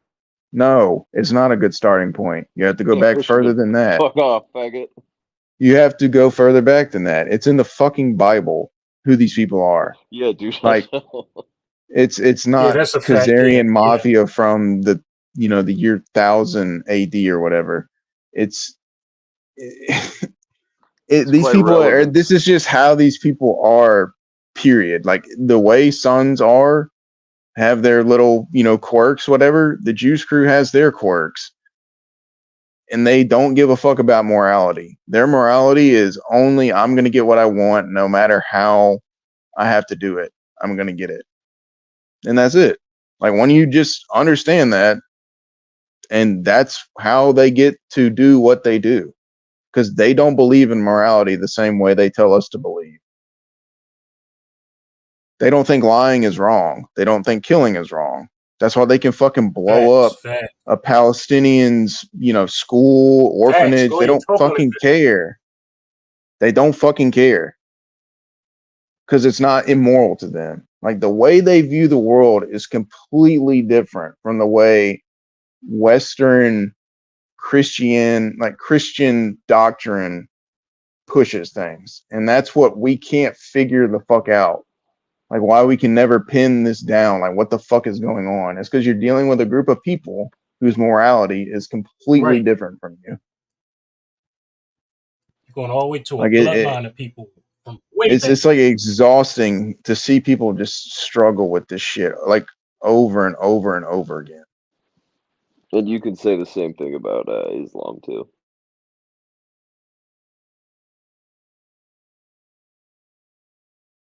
Yeah, that's been co-opted because this, a lot of the Islam that's practiced today is not even official Islam. Oh shit! I just realized Ahmed isn't there. And people are so fucking gullible where it's like they'll just you just slap the term science or the term history onto something and people are like, oh, that must have been true, that must have been exactly how it was. It doesn't work like that. Like you can use propaganda through any means you feel like. It doesn't mean like this for sure happened exactly. It's unbelievable how stupid people are. That's why I said, if you go back and you look and you read some of those acts that they put into place, you can see how things were changed over the years. The status of different people, how they switched people around, gave them this title, gave them that title, when they were something completely different. This whole thing about slavery, they weren't slaves, they were tenant farmers. Some deeply faulty mental structure this is, which must be destructured. A mentality that must be visited and revisited to create a new mindset. The kind that would at the end of the day see and regard all as equal. Sexual exploitation. They don't want us to talk about One this. of the most distressing aspects of the abuse endured by black male slaves at the hands of elite white women was sexual exploitation. Watch your propaganda. Don't talk about anything that fucking matters.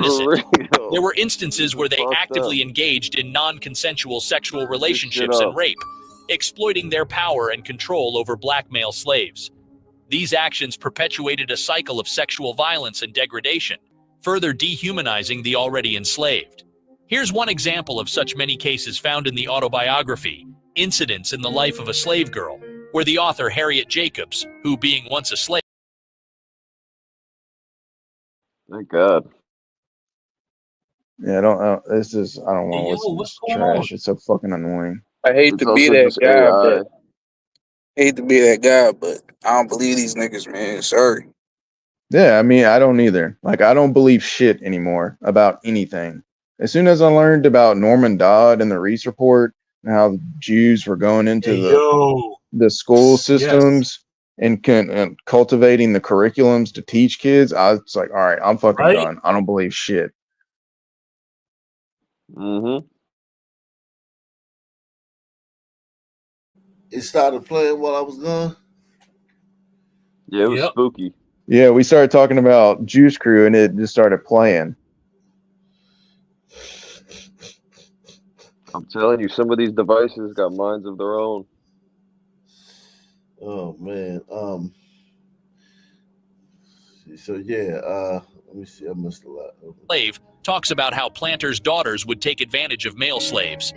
They know that the women slaves are subject to their father's authority in all things, and in some cases they exercise the same authority over the men slaves. I have myself seen the master of such a household whose head was bowed down in shame, for it was known in the neighborhood that his daughter had selected one of the meanest slaves on his plantation to be the father of his first grandchild. Oh, I believe it did. If she selected the meanest slave, that's how women are, man. That's how women are, man. I believe that shit right there. Sadistic. Yeah. It's about child survival. It's like if you're, that's why women select for sociopaths, because a sociopath is willing to do whatever it takes to survive. Yeah, they're built for the game. All that mumbo jumbo about like be nice, be yourself, it's all bullshit. Oh hell no. Exactly. Anybody, every man knows that intuitively. Every man on the planet knows that being nice doesn't work. It don't work. Yo, you could be, no matter who you are, if you're nice, it ain't gonna work. Like there's no like, well, I'm rich, so I can be nice, or I'm, you know what I'm saying, I'm tough, so I can be nice. Nah, who you are, if you're, and when I say nice, I'm talking about like, I'm not talking about you gotta like fucking beat the girl's ass on the first date, but when you're like, when you're tolerant, thoughtful, and tolerant, there you go. Yeah, things like that. Yeah, you done. You got a chance in hell. Salute to Rabbit Hole Reviews, man. Can we get more than 2 people to take the $5 challenge? We got 3 people, 4 people took the $5 challenge tonight, man. We talking about the Juice Crew, slavery, history lesson. I you know what, man? I watch these other shows, man. I ain't seeing the history on them jokes, man. I'm seeing a bunch of dudes talking about stuff they think they know, man. I've tried to get on other shows and they're fucking terrible. Yeah, it's like you don't hear you hear a lot of Mystic Phillies on there, man. It'd be like 10 Mystic Phillies. We only got 1 Mystic Philly on here, man. Hey, yo, you tripping. It'd be like a whole panel full of Mystic Phillies, man. Talking mumbo jumbo, man. You taking shots? We tripping on. We keep Mystic Philly in check over here, man. He can't get too crazy, man, because we outnumbered, man. Yo, nigga, I ain't got nothing in common with them. I ain't got nothing in common with them cats, bro. They on that Black Power shit. I'm not on that shit. Alone. Who's gonna tell him? Hit the like button, y'all, man. Take the $5 job. She did not make her advances to her equals, nor even to her father's more intelligent servants. She selected the most brutalized, over whom her authority could be exercised with less fear of exposure. The kind of relationship described here by the author is clearly of a sexually predatory behavior. And such an act, as Jacobs confirms, was not uncommon, nor can it be classified as consensual in any meaningful sense of the word. It, in fact, constitutes a form of sexual abuse, if not rape. We thus see that plantation mistresses and elite women, like their male counterparts, were able to sexually control and abuse their slaves. Another way in which the planter-class white women were able to exercise sexual control over slaves was by threatening to accuse them of rape or attempted rape if they did not agree to sex. Oh, shit. Slavery era, Me Too? Damn. If they did not agree to sex. So that was how they held it over their head. Like, you got to come knock sparks out this ass. So I'm going to tell them. Brian, I'm sorry, man. Pause. You trying to tell me these Sun men wasn't they were in agony having to knock down these right, scared, man. If Madison wife got the hots with me, I'm gonna be terrified, man. Be like, man, bitch, you know. Yeah, all right. Yeah, I highly doubt. Yeah, I very much think it's safe to assume these dudes were fucking going after white women left and right.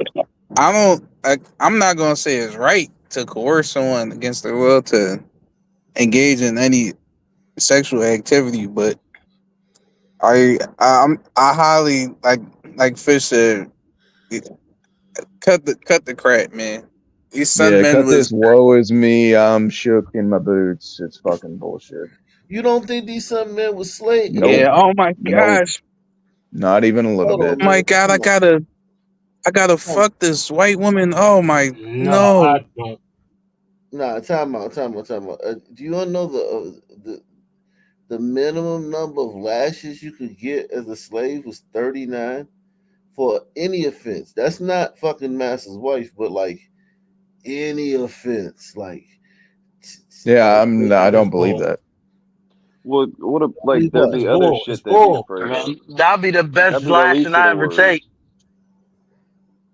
you don't believe what? What don't you believe, man? They were I don't getting think that's lashed true. because they kept running away. They were running away from their contract. You got to understand, these people were tenant farmers. They were not slaves. Yo, They these worked and people. tilled the land for housing, clothing, and so forth and so on. So they weren't doing it against their will? No, they had agreements. Most of these people, this was their land.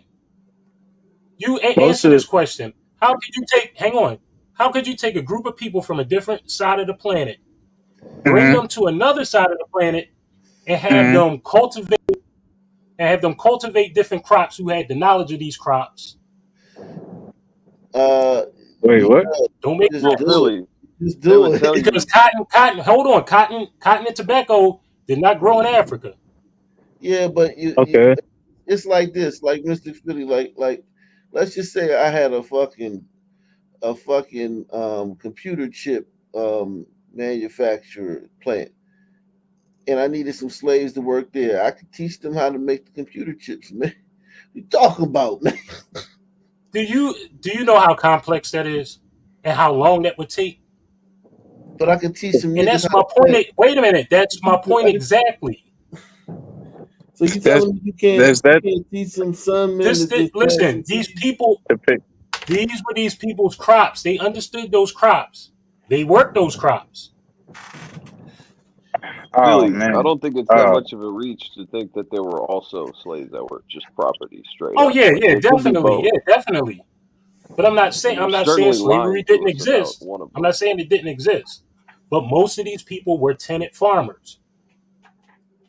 So they were I just think you're like right. I think most W. of them were. I think the property where it was a minority because I Look don't at think the that makes sense what to was you, like you were sharecropping. saying, to bring them across the world to do that. It So doesn't they make were sense. W2 workers. No, listen, and they didn't have you didn't have human resources back then. So who are they going to complain to? Who are they going to bitch and complain to? We can do that now. Somebody treating you bad at work. Oh, you're not moving fast enough. You're not doing this. We can complain to somebody. We could sue. There's different things in Earpiece place just fell that out. cover that. Back then, you didn't I have didn't hear those what laws. you said. My earpiece just fell out. I didn't hear the last part of what you just said. My fault. I said back then you didn't have a human resources department or human resources. So who could these people complain to? You complain to you who complained to what do you Who could the slaves, who could the so-called slaves complain to? the overseers. You're telling us that these people were not slaves. You're just declaring that. Not Like all, no, not all of I don't them. know about I'm history, you're telling you, just telling listen, us that it's actually something else. read through the Acts. I'm telling you, read through the Acts and you'll come to a conclusion. And the reason I say for y'all to do it Read is through because Acts, you don't going go to the off my Bible. word. Listen, don't go off my word. See it with your own eyes. It's just like What acts did it's you just read?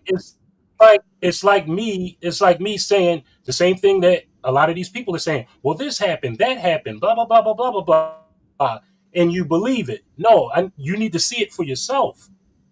Yeah, but they Look at had all of the slaves. acts that took place during the Slaves Reconstruction wrote era. books though. But slaves wrote. Listen, bro. Like, not only did salute to just some dude, man, but not only did slaves write books, man, but like this didn't happen a billion years ago. This Right. happened there were people in the 30s who were slaves. There were people in the 1950s who had been slaves, born And it's people that are still slaves today. No, but what I'm saying is like you're trying to declare that like no, it wasn't that. It's this. Everyone, these were tenant farmers. They weren't slaves. It's like, yo, are you serious, man? Like a lot of them were. Listen, a lot of them were tenant farmers. Yeah. I'm not saying all of them. Some of them were. Look, the premise is they lied to us about slavery. For example, the transatlantic slave trade. Like, they make a big deal out of that. Oh, yeah, like, exactly. Fundamentally, it doesn't make economic sense to just pick these people out of a fucking jungle, bring them across the world, and try to teach them like gardening or fucking farming techniques. Like, that's fucking stupid. Yeah, but just because it seems stupid today, like we got plain. Like, think about it, right? It's a shorter trip. It's a shorter trip from Europe to the United States than from Africa to the United States. Hold on, but you have to think about. You got to think about things. You're thinking about things kind of linearly. Like you're thinking about things by your day. Like we got the other day when we talked about Blockbuster, right? A kid today would think that was crazy. You mean you just got the movies in a place and you got to go to the place and get the movie and you can only have it for 3 days, then you got to send it back? That don't make no sense, man. Blockbuster. Well, most of the kids do that now. They do that now. They're like, what the hell is that? Just because something seems like it isn't efficient now by your standard doesn't mean that it didn't happen, man. I'm from Nigeria, man. I wouldn't say from, but I was born there because I left when I was a baby. But over there, they have monuments to slave traders. Slave traders, people. Oh, I know. I have a good friend that's Nigerian. They're families that are generationally rich today, where their empire started with slave trading. That's fair, but you can't necessarily tie that to America. They traded slaves across the whole world. But that's where they was trading slaves with, though. No, they trade slaves with the Spaniards, or so they tell us. No. Hold on. Yeah, I get that, but what I'm saying is that those ships had manifests. Well, I'm questioning the scale of like American in Newport. Hold on, in Newport, Rhode Island, with the Jews, Aaron Lopez, the famous Jewish slave trader. Newport, Rhode Island was the hub for that. They insured all those boats. All the cargo, every slave that got on that boat was accounted for. And every slave that had survived the journey when they got back was accounted for. The crew, everything. Those boats weren't just floating over the water like you going on a fishing trip. All those ships was insured. The crew, the boat, the cargo, everything. There was a manifest of how many exact slaves were on there. Like, what is y'all talking about? Y'all acting like this is just some myth. Yeah, I'm questioning the scale of it and the impact of it that it has on us today, specifically. Yo, listen. So, what percentage? Let me ask you this: what percentage of people were African slaves who were born here? What was the percentage? All the slaves that were born here were African slaves. What was the percentage? What are you talking about? I don't know what that means. The percentage of what? What does that mean? The percentage of what? Really, he means all the slaves here, all the slaves in America they're taken from. Makes no sense, right? No, it makes no sense. All the Africans, yeah, but you saying it doesn't make sense. But here's the thing: where else you listen? The Africans were selling slaves. Like for instance, cobalt, right? Like right now, every cobalt is a big thing for cell phones and other things like that, right? They go get that in Africa because that's where the fuck it's at. There's no cobalt anywhere else. So they go to Africa and get the cobalt. But who's there? By your logic, it doesn't make any sense. Who's there? Who's there No, though? that's not a fair Who's comparison. there? We're The talking about a people human are being already in there. general. Hold on. The The people cocoa. are already there, right? Huh? The people that are working these mines are already there, correct? But there were slaves in Africa. Have you seen Listen, the all right, Negro so in you're the missing Negro land? the point of what I'm saying. It was slaves. A So lot they of go those to people were slaves in Africa before they got sent over here. If you were African chief, everybody in your kingdom's a slave. What are you talking about? you just said all right, No, you said they go to Africa to get the cobalt and all of those things, the gold, the diamonds, the whole nine. But these people are already there. They understand the land. They know where this stuff is. them people don't understand the Right? land. Them people didn't know none of that shit was there until the white man told them it was there. Them people didn't know Yeah, none of that like cobalt was I They there. know how to definitely work. agree with that, Ak. Who's working the land? Who's taking the risk to work? Them, because they have to. They're basically But slaves over there. Ak, you can't compare precious metals to Yes, you can, slaves. because here's the thing: the slaves were there. The slaves were in Africa. The slaves that didn't die from diseases. Soon as the white man fucking showed up in the and he breathed on a fucking Native American, as we would call them, them motherfuckers just started dropping like flies. Africans weren't like that. We had resistance to white man diseases, and we had resistance to malaria also, and things like that was rampant over here. Um, we were able to survive that, and then we were also already slaves under our whoever was our chief or whatever. So were brought over here, and we were doing slave work. Yes, not every African who became a slave was a slave over there, but a lot of them were.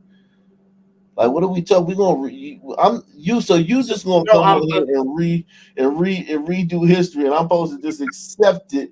I'm supposed to just let no, you. No, you're nobody's not, Ak. redoing. You're not. No, nobody's redoing history. I'm telling you, if you read these documents, you'll see the language. Oh man. And I'm not going What? to sit on here and tell you which ones to read. I pointed you in a Oh direction. my The thing is, you god. need to see it with your own eyes. Philly, unless Look, you're and you giving get us upset. Yo, some like hard So you that evidence, lazy, you don't man, want to you read. gotta drop it. We gotta bro. keep it moving. Can You're you stupid. drop the Can you drop the documents you read? You can't do that simple thing first. Yo, I this read is several of them. crazy, Like I dog. said, if you look to the Reconstruction period, start reading the documents that took place during those times. It has nothing to do with me saying anything specific, because What is that? how are you going What's to that have believe to do? how are you going to believe anything that I'm saying unless you see it for yourself? Oh my I'm pointing you in the direction to find it. Hold on, Then you let can me come just to show your you own something. conclusion. Hey man, make sure y'all hit the like button. Make sure y'all take the $5 challenge. Support the damn channel. Um, salute to just some dude, man. Yeah, man. Listen, man. There's this guy, right? So you saying that the whole slave trade didn't happen because it don't make sense to you? I This just guy No, I did questioned not what say we were that. I taught did in not say school, that. Ak. That's all. Hold on. All right, hold on. Fine, whatever you said. This dude, Aaron Lopez, he's a Jew, right? He was a merchant, slave trader, and philanthropist in colonial Rhode Island. Slave trader and philanthropist. Wow. Through his very commercial ventures, he became the wealthiest person in Newport, Rhode Island. In 1961 to 62, Lopez unsuccessfully sued Rhode Island colonial government for citizenship. So Duarte Lopez was born in 1931 in Lisbon, Portugal. He belonged to a family of conversos, Portuguese Jews who had converted to Catholicism, probably only to blend And you in. know They why they probably really converted to didn't Catholicism? Yeah, to they don't blend really in. So do that. they don't really practice it. They just probably just, it's like with a beard. Although the family continued to practice Judaism in secret. In 1750, Lopez married a woman named Anna, and within 2 years, she gave birth to a daughter, Catherine. Anna died on May 14, 1962, at the age of 36. In the summer of 1763, Lopez took Sarah Rivera, the New York-born daughter of Jacob Rivera, for a wife. And hold on, let me get to the part. Merchant and slave trader. Lopez established himself as a shoe keeper in Newport shortly after his arrival. By 1755, he was buying and selling goods throughout Rhode Island and dealing with agents in Boston and New York. One of Lopez's early business's interests was the trade of spermaceti, a coveted wax extract from whale oil used to make elegant candles. Lopez built a candle-making factory in Newport in 1756. Hey, Fisherman, I gotta say this, man. These motherfucking dudes, they come through and they do their thing, man. I mean, can you at least give them that? Yeah, I mean, when have I not given them that? But they always ultimately destroy the populations that Right. they operate in. So now you know these were Spaniards, right? Practicing Judaism. Listen, man. The Lopez expanded his trade beyond the North American coastline, and by 1757 had major interest in the West Indian trade. He also sent ships to Europe and the Canary Islands. So he's trading in this spermaceti stuff, whale oil and shit like that. But those ships, a ship is a ship. Like, I know one of y'all main things that y'all say, the slave trade denied, say, well, where all the slaves where all the slave boats Where the at? ships at? Yeah, where the ships I don't at? say Like, that. as if they down at the dock, like, and looking for them and shit. Like, it's supposed to be a ship just sitting on the corner and shit. But here's the thing, though. A ship is a ship, right? So those ships that brought slaves over also carried other cargo. So it's like, yo, a ship is a ship. You put either you put fucking barrels of rum on there, you put niggas on it. So he had ships going all over the place. So he said he also sent ships to Europe and Canary Islands. Between 1761 and 1774, Lopez was involved in the slave trade. Historian Eli Faber determined Lopez underwrote. Do you know what underwrote means? Do you know what that means? Insured? Yes, he insured 21 slave ships during a period in which Newport sent a total of 347 slave ships to Africa. So you got 347 ships going there from this one city, and if you got, let's just say you got 300. Let's do a low number, 300 on each one, right? That's 30,000. That's almost 100,000, right? Just from this one city. 100,000 slaves coming back home. And these are like, yo, you can go in the Library of Congress, in the microfiche and shit, and you can see the manifests. You can see all that shit. Yeah, I know. I never what I'm argued saying that. is that, but you're basically telling us that this didn't happen. No, And I it's didn't like, say that. I didn't say you that. said that. Oh, you said they were already here. It was people already here. No, there were people already here. They did bring Africans over here, but the amount is not what they say it was. Well, here's the thing, man. Like, that's vague shit. You're not really like, it's talking in vagaries, man. I mean, that's a fair enough claim, Mark. What? That the number is a lie. That they say 4, 5, 6, whatever million number it is. I think that number is a lie. Well, they didn't all come You know, here. they brought Chinese people from Africa. They brought Indians from Africa. Yeah, but you just saying that. You're not. If I ask you to prove that, you're gonna tell me. You're not gonna tell me what the book is. But so look, by the beginning of the American Revolution, Lopez owned or controlled 30 vessels.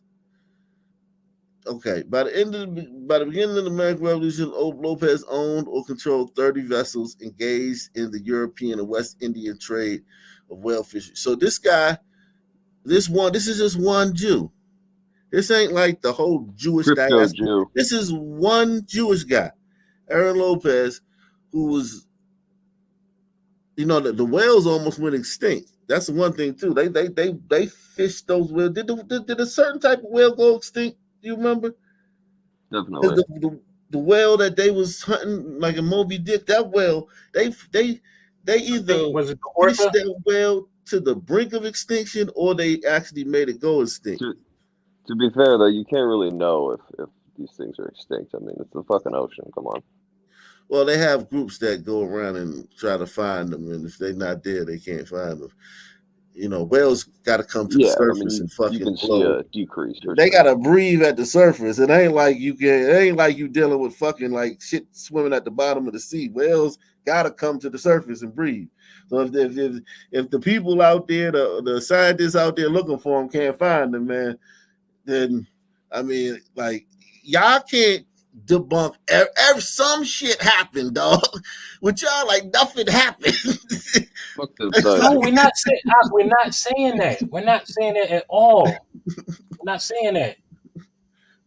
We have been lied to over and over again. Most of it. No, nobody's saying that's that. The point. I'm not saying you haven't been lied to, but just because you've been lied to doesn't mean that thing. Like, for instance,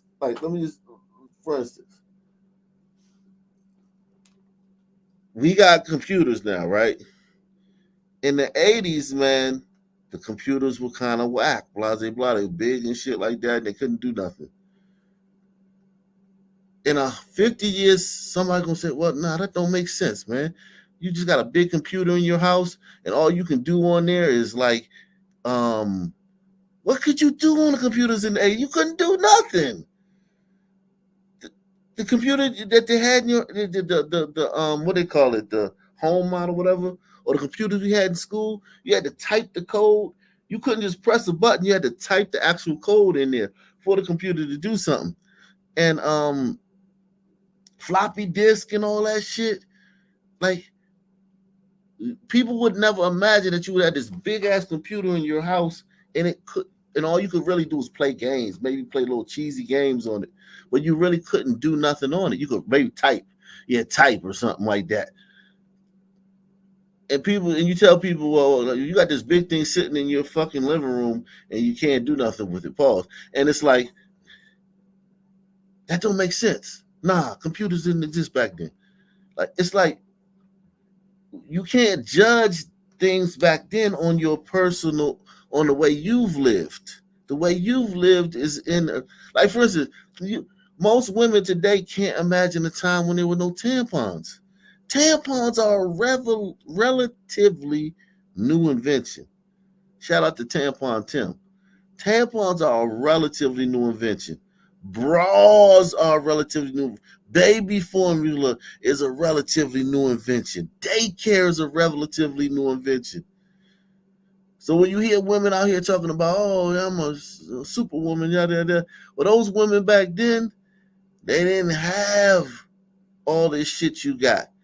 So you can't judge them. You can't judge a woman from 500 years ago who didn't have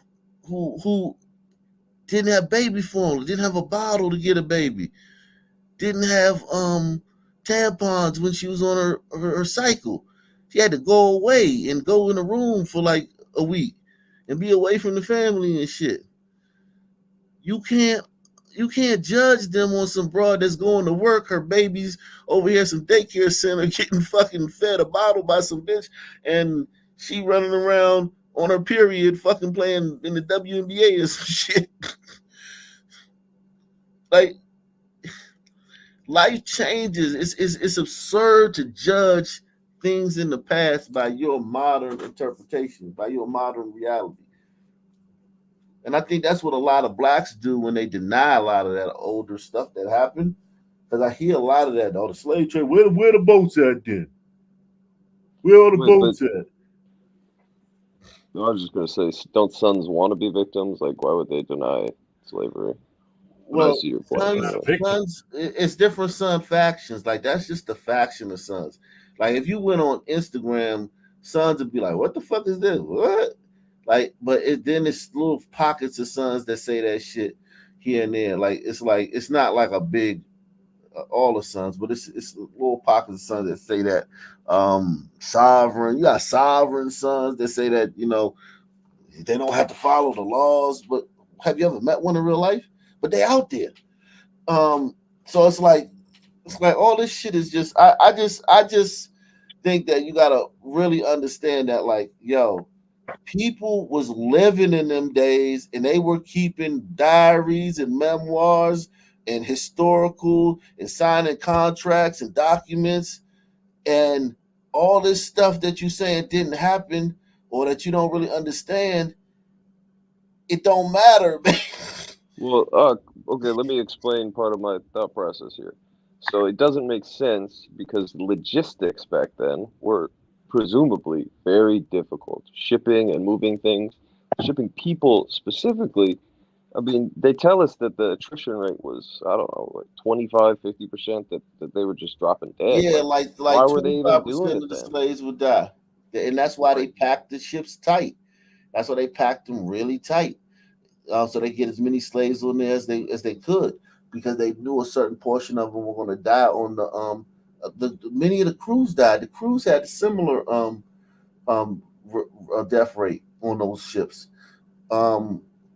Even the Pilgrims had any ship you got on them days, it was going, you was going to have a high death rate. Yes, it's dangerous. So because of that, it makes sense to me that the scale that they present So is just impossible. are you literally saying this on Ock Nation News, that because something is dangerous, people in the past wouldn't have done it? I mean, you really just simplified the shit out of what I said, but sure. I'm saying, but that's basically what you said. All right, listen. Let me give you an example. Let me give you an People are example. still afraid back then. Like people are still afraid of dying. They don't want to go sail on ships like that. So wait, so you agree with Mystic that Sons were here like way before the Pilgrims? I mean, I've definitely dropped some of what I think and what I believe, and it's that there was an entire cities here before. Exactly. But were they Sun people though? Man, we Nobody I don't think anybody thinks. They were melanated. Yeah, Richard melanated Christopher doesn't come up mean and say that sun he saw. people. Melanated doesn't equal sun, bro. Go to the gas station. You gonna see listen an to what I'm Indian saying. dude in here darker than me. He ain't no fucking sun man. Exactly. So an Indian is a sun. Like, come on, bro. We gotta use brother. Somebody No, listen. No. You're missing. Hey, You're if I missing the could point. finish my point. Yeah, we can't cut him off. Yeah, we all do that. It's Any day okay. now. Any day Yeah. So, damn, Mark. Go ahead. This is frustrating. Okay, so I don't know what the people looked like that lived here, but there were people here. Are you? I mean, but they were Native Americans. They look. They were. That is one group. Yes. And if you ask them about what I'm talking about, they could probably tell you some shit. And they will tell you there was sun people here. I don't know what they would quick. tell you, but it wouldn't be what you expect. Look up the emblem of America, then look up the emblem of Africa. Philly, chill out, man. Look up the emblem of America. Look at the emblem of Africa. Yeah, look at it. Look, I'm telling you, look at them. And these are some of the oldest depictions of what they found when they went to these lands. That's a good point, though. There's emblems, Roman coins, for example. They found Roman coins in the United States. Where did they find Roman coins in Texas? In I know they found them in Texas. Again, this is a jumping off point. Like, you can go ahead and Google that. All right, can you put that in the back chat? Put that in the back chat. Put it in the back chat where they found Roman coins. Because y'all just be saying shit. Yeah, like I get, a lot of channels you can just go up there and say shit. But like, I like to have like. Look, you see proof them of in the what you chat said. talking. Look, Yeah, Arkansas, I mean, California, the Grand Canyon. yeah, but who is that talking? Is that a scientist? Is that who's talking? Like, who is that? This is from research from scientists who have posted this stuff, who have done documentaries, films, the whole nine on this information. Look, you can Google it, and Wikipedia will tell you several Roman coins have been found, and they'll probably come up with some crazy explanation for it, but like it's accepted, mainstream accepted, which is surprising actually. I don't know. It's kind of weird because it kind of sounds like y'all agree, but I don't know how much y'all agree. Like he's saying, you're doing the Sunman thing here. We're different people. Like, yeah, we share some beliefs, but like, we're not on the same team. This isn't a team here. yeah, I was just saying, I don't know how much you guys agree. I don't know how much of a Sunman I don't think we agree. I agree 100% with what he's saying. It's just American history is a lie. That's the premise.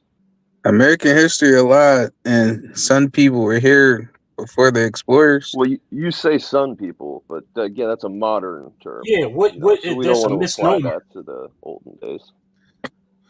Okay, When but I say, but hold on, I just say melanated. time out. But and Christ. they call them Negro. What they call the Negro and what they call the African American is the same thing. We know what the fuck it is, even though they got different names. That's what I'm saying. Because we have classifications now. That's why we've been classified into these groups. That's why. There are 3 races. Who's Walter Plecker? Yeah. Who's Walter Plecker? They came up with the concept. You can look him up. Salute to Doug Chunks. He says, if you hadn't had a melange breakfast yesterday, how would you have felt? I didn't have a melange breakfast yesterday. What's that? Sounds good. You know that I didn't have a melange breakfast yesterday, Doug. Talking about, man. Let's see. Let me play this video for you. This guy's a scientist. Okay, this is a scientist, and I know you're gonna say that there's gonna be some excuses to why. Yeah. And listen, I haven't seen this video, but I've watched other videos of his. But since we're talking about this, I want to see what he says about what you're talking about now. Where was the first place European explorers landed in the Americas? Was it Mexico, the United States, Brazil? Well, actually, it was Greenland over 1,000 years ago. But when discussing the more recent European colonialism, the first ships to set sail from the Old World led by Christopher Columbus landed in an unknown island in the Lucayan archipelago, what we refer to today as the modern-day Bahamas. Subsequent waves of Europeans had very volatile interactions with the natives of these islands, to say the least. But with the introduction of Old World diseases into the native population, their fate was set as soon as the first interactions between these two because these people are dark skinned that they're black. No, see these terms. This is why I always say these terms that we label each other with nonsense. The nappy-headed 4C fucking goddamn fucking proto-humans. These are 4C proto-humans. 4C proto. Is that what you're saying? What do you? They niggas. They Marquavians. People. Martell and the Shaniquas. These are Shaniquas and Marquavians. Melanated people. Yo, nobody denies there are melanated people here, bro. What the? Exactly. That's the point. I can't do this shit, bro. That's the point that I'm bringing. No, this shit getting crazy. You never heard me say black people. You never heard me say black people. No, you just gonna say it's Negroes or some shit like that. Yo, what's the word, y'all? No, I don't, because I don't believe in those terms. What are your thoughts on this, Cook County? What are your thoughts on this, man? Let him get the floor. I mean, I really don't really care about this type of shit because niggas are still terrible now. And That's all that matters. Wildly disparate populations took place. That's the And it's issue. Sorry, hold on. Go ahead.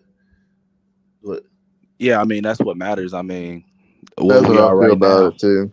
It's just basically like, yeah, the history and all this other stuff, that's cool, but like we suck right now and we're a burden right now, and we kind of gotta, get out of being the toddler of society.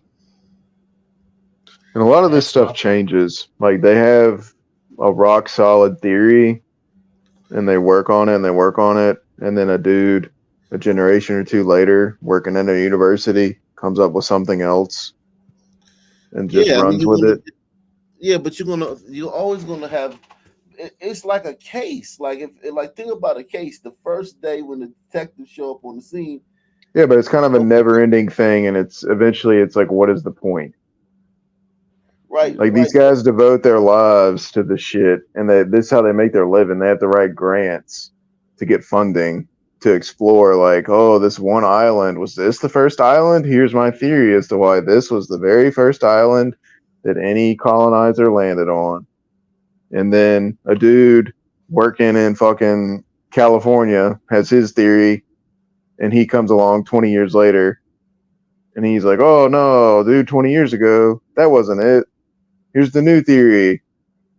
And it's just kind of like endless babble that doesn't really help anything. Right, but what about hard facts, like the people that landed on the island, what they said?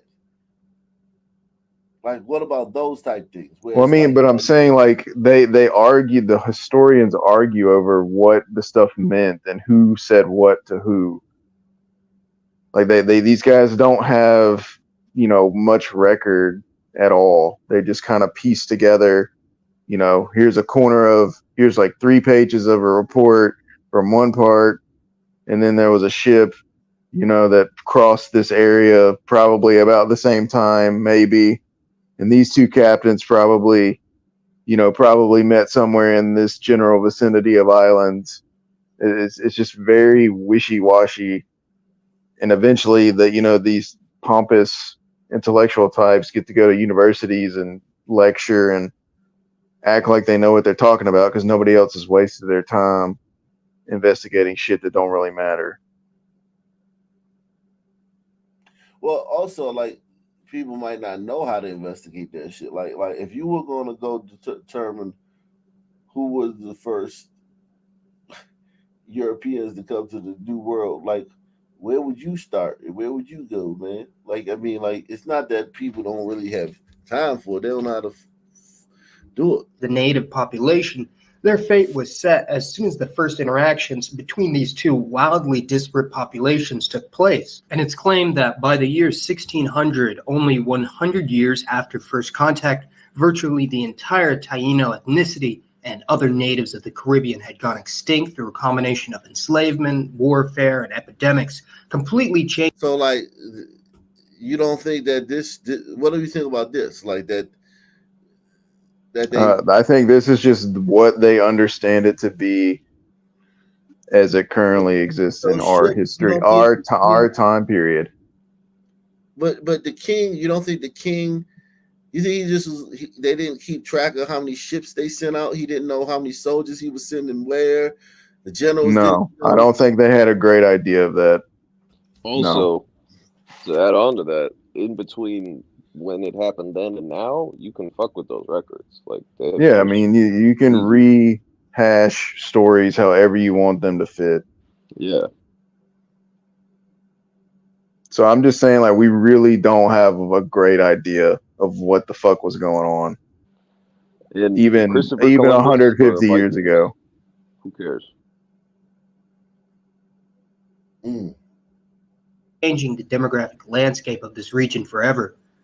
What exactly is the Caribbean, though? Well, other than being used to describe the large open body of water connected to the Atlantic Ocean as a geographic descriptor, the Caribbean region, or West Indies as it is colloquially known, is generally used to describe the various island chains that box in the Caribbean Sea from the Atlantic Ocean. divided into a number of archipelagos stretching from South America to North America, including the Lesser Antilles in the east, which includes Barbados, Trinidad, and others, the ABC Islands in the south, which includes Aruba, Bonaire, and Curacao, 3 constituent countries of the Netherlands, the Greater Antilles in the west, which includes Cuba, Hispaniola, Jamaica, and Puerto Rico, and finally the Lucayan Archipelago in the north, which includes the Bahamas, Turks, and Caicos Islands. At European contact, there were around 1 million people living throughout the Caribbean, including over 700,000 on the island of Hispaniola, which on this one island would have been a population density about the same as Argentina today. See, like that. or How the 3 fuck times higher did than they that of know Canada. that? How the fuck did they know that? They don't fucking know. They have no fucking idea. Just A dude will Chameleon. come Sure, along. why A dude not? will come along 50 years from now and be like, the population was 3 times what we thought it was. And then a dude 10 years after that will be like, no, it was actually a fraction of what we thought it was. Like, they don't fucking know. And these dudes a lot of these guys that do this kind of work are also hyper left leaning liberals. And they will fucking make some shit fit to fit some narrative they have. This guy's he talks about alleles and haplogroups, so he's not really talking about like left wing shit. And But I'm saying, like, if you get into the philosophy of these people that do this type of work, a lot of them intertwine their personal politics with their research. Yeah, right, it makes but them white feel good people about did themselves. white people did conquer people. Like, you got to also understand too. Like, one thing that that gliders have on other people that kind of like makes them seem worse is that, like, the written language. Y'all kept memoirs, y'all kept historical anecdotes. All the killing and ravaging Africans did throughout the centuries, none of that was recorded. All the killing and ravaging these natives did and the Arabs, very little of that was recorded. So you guys recorded everything. So we have all of the fucking shit that you did wrong. And the other groups, we don't have anything. We don't have anything out of Africa. Only I'm just saying a lot of this stuff is a lot of maybes. Yeah, but what I'm saying is to think. I think you are kind of offended because it's like, oh, what do we do now? Oh God, we did. Oh, they're blaming us for another thing. Well, yeah, because it's recorded. There's nobody else recorded anything. Well, I'm just saying I don't think a lot of this is accurate. That they get on here and they make these videos and they're like, this is definitively how the world was, 700 years ago, for sure. Don't question it. I don't think that's true. I'm not saying that this guy's right, but what I'm saying is that you guys don't trust any of it, right? I don't trust what they say happened before they got here, but the fucking general's diary where he says on this day we sent 1,800 soldiers westward up over the Cape, and our sergeant said that he lost 200 in battle, and I mean, like, that's literally like people just saying what happened. Now, you want to tell me how many people were there when you got there? If you want to say you don't believe that, I'm fine with that. But sometimes some things just happened. Like, it ain't everything. Everything's not a conspiracy. Right, but I'm just saying, like, we don't really have a great measure to say for sure what a lot of this actually was. Like, there's a lot of God of the gap scenarios where it's like, okay, well, this happened and then this happened, so somewhere in the middle, this was probably the norm, or this is probably who was in charge, or this is probably what took these people out. There's a lot of fill in the gap stuff that people just blindly assume is fact because somebody who works at a college just says it. Salute to Alicia Shadow. She says, what makes this channel great is being able to freely discuss different points of view and freely question narratives. Love these discussions. Shout out to you, Alicia, man. Make sure y'all continue to take the $5 challenge, support the channel. We're going into hour 4, man. Canada. Somebody in However, the chat keep in made a mind that good. these early Caribbean natives were not a Somebody in the chat made a good, modern day comparison. Like what do you think COVID's going to be presented as 100, 200 years from now? Shit. Oh yeah, they're gonna make it seem like people were falling over in the streets and the fucking like the world shut down, everyone was dying. Yeah. They're gonna. Of course, now, no, I get that. They're doing that now in front of our eyes. And that's modern times. Like that's like we record everything. We got everything on video. We got everything on a disk drive somewhere. Like, and that shit, people are gonna believe all kinds of bullshit that wasn't true, but they're gonna get taught it by somebody who has a PhD 100 years from now, and they're gonna be like, "That's definitely what happened back then." When no, it wasn't. No, and I 100% agree with that. Like in 50 years, January 6th is going to be seen like it was the fucking they had guns and tanks and they stormed the Capitol with guns and with tanks and shit. I definitely understand that, but this guy, he gets in his videos, he gets into a little bit different shit. That's why I wanted to. Single unified ethno-linguistic group and arrived in their new island home at varying points in time. Although, interestingly, nearly all of them seem to have originated from South America rather than North America, despite the distance and close proximity to the mainland of both continents. But it's actually now known that virtually all Amerindian tribes in the Caribbean started on the northern coast of South America, what is now Venezuela, and proceeded to move north along the Lesser Antilles, hopping from island to island. And they know this because the haplogroups, your DNA, once they decoded the genome, that opened up a lot of historical stuff that wasn't known prior. Various waves and settling down along the way.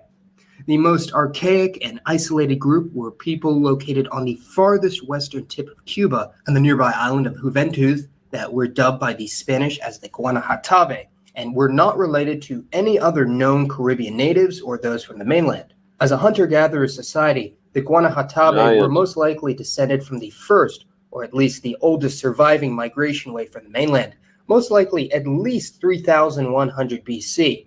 That's older than most of the pyramids of Egypt, at over 5,000 years old, although Amerindians have inhabited South America for at least 10,000 years. The next wave of migrants to enter the Caribbean were... So this is he said what that group looks like. So is that what you're saying? Exactly. What I'm saying, like mainland. These terms Most that likely they use, black, white. What I'm saying is these terms that we use, and somebody mentioned it in the comments also. These terms, these terms of black, white, this and this and this and that. This is all new concepts. So when I say melanated people, I'm talking people of hue. I don't consider myself a black person. I know my culture. I know how I was raised. I know the deal. I never labeled myself as a black person. Never called anybody a black person. Never called anybody a white person. Okay, but these are concepts. Stay with me though. Like, hold on. Let me... At least 3,100 BC. That's older than most of the pyramids of Egypt, at over 5,000 years old, although Amerindians have inhabited South America for at least 10,000 years. The next wave of migrants to enter the Caribbean were the Taino, perhaps the most widely distributed and most numerous people group in the region, and were distantly related to a larger ethnic macro group known as the Arawakan peoples from the mainland of South America, with the Tainos spreading out to the Bahamas, Puerto Rico, Jamaica, Hispaniola, and most of the remainder of Cuba, divided between a few main groupings which may or may not have been mutually intelligible. The other major group of the Caribbean was the Caribs, a smaller Arawakan ethnic group located in the Lesser Antilles. And before you ask, it was actually the Caribbean that was named after the Carib people, rather than the people being named after the region. The situation gets a bit more complicated for Trinidad and Tobago, which actually have multiple indigenous peoples, including the aforementioned island Caribs, as well as the Locono and Warao, while Aruba, Bonaire, and Curacao were originally inhabited by Arawakan Kakito people, though due to their isolation from the rest. And listen, these people are dark, okay? They're dark, and they have straight hair, and they can trace their lineage through DNA back to South America. So these people a lot of these people in the Caribbean came from South American Indians, not North American Indians. And they tracing that not through record books, but through their DNA. Exactly To my the Caribbean point. islands, their culture was more similar to that on the mainland than in the Greater Antilles. Areas that are also often associated with the Caribbean, such as Bermuda in the Atlantic Ocean and the Cayman Islands in between Mexico and Jamaica, actually had no indigenous population by the time the first Europeans arrived. But that doesn't mean their modern populations don't have any Amerindian blood, as migrants brought from other Caribbean islands may have had partial native ancestry. So this leads us to what exactly happened to the million or so natives of the Caribbean, which, as you could guess, is quite the tragic history. As being the first area of the Americas that the Spaniards came across, it was also the first to be conquered and integrated into the Spanish Empire, with diseases such as measles, smallpox, and the flu being the greatest weapons of the Spanish, and the greater technological advancement of the Spanish put down any large-scale rebellions by the Taino. After this, many of the remaining natives were enslaved or fled to the interiors of the larger islands, although there was considerable intermixing between them, as many Spaniards who arrived on Hispaniola or Cuba often took Taino wives, with their mestizo offspring often becoming conquistadors themselves and aiding in the conquest of the rest of the New World. However, by and large, the biggest demographic change to occur to the Caribbean islands would be the importation of slaves from sub-Saharan Africa, who were quickly pumped in to replace the dwindling Taino population, and they would proceed to eventually become the majority in the French and British Caribbean territories, while in the Spanish territories it was a bit different, as most of the time the Spanish or mestizo men would intermix with these imported Africans, creating a new hybridized population. There are even some accounts of escaped African slaves moving and integrating into Taino villages, although eventually the entirety of the populations of these islands would become Hispanicized, with the Taino and African languages being replaced by Spanish, and racial identification on the island becoming rather fluid, with all inhabitants eventually becoming more or less connected in some way.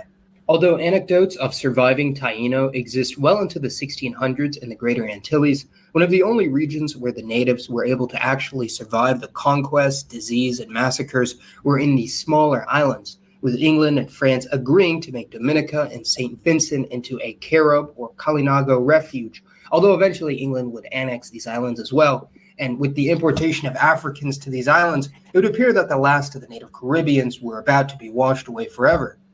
However, a group of escaped African slaves from St. Vincent would actually end up intermixing with some of the native Caribs, creating a hybrid Afro-Amerindian or Zambo people that were highly opposed to the British rule, and ended up being deported to Central America, where their descendants are known as the Garifuna or Guaranagua today, still speaking their own distinct Arawakan dialect rather than English or Spanish, being located mostly in Honduras and Belize.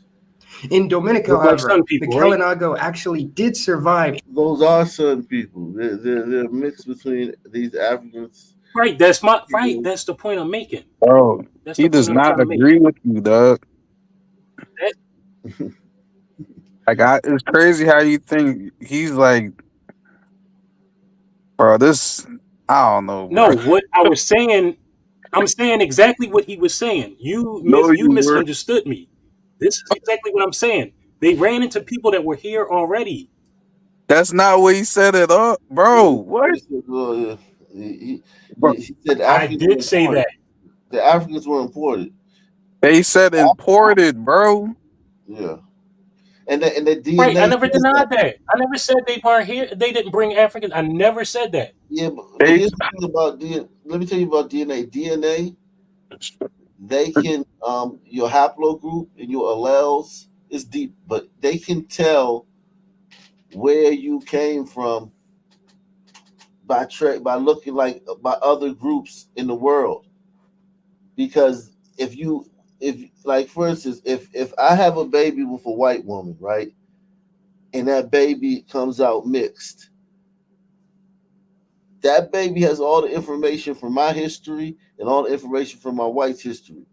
So somebody finds those bones that day, they'll say, "Oh, that baby it came from Wales and Nigeria." Like, what the fuck? But like in these homogeneous groups, like the Indians were when they were here by themselves, and the Africans were when they were there by themselves, it's a lot easier to to crack the code. And agreeing to make Dominica and St. Vincent into a Carib or Kalinago refuge, although eventually England would annex these islands as well. And with the importation of Africans to these islands, it would appear that the last of the native Caribbeans were about to be washed away forever.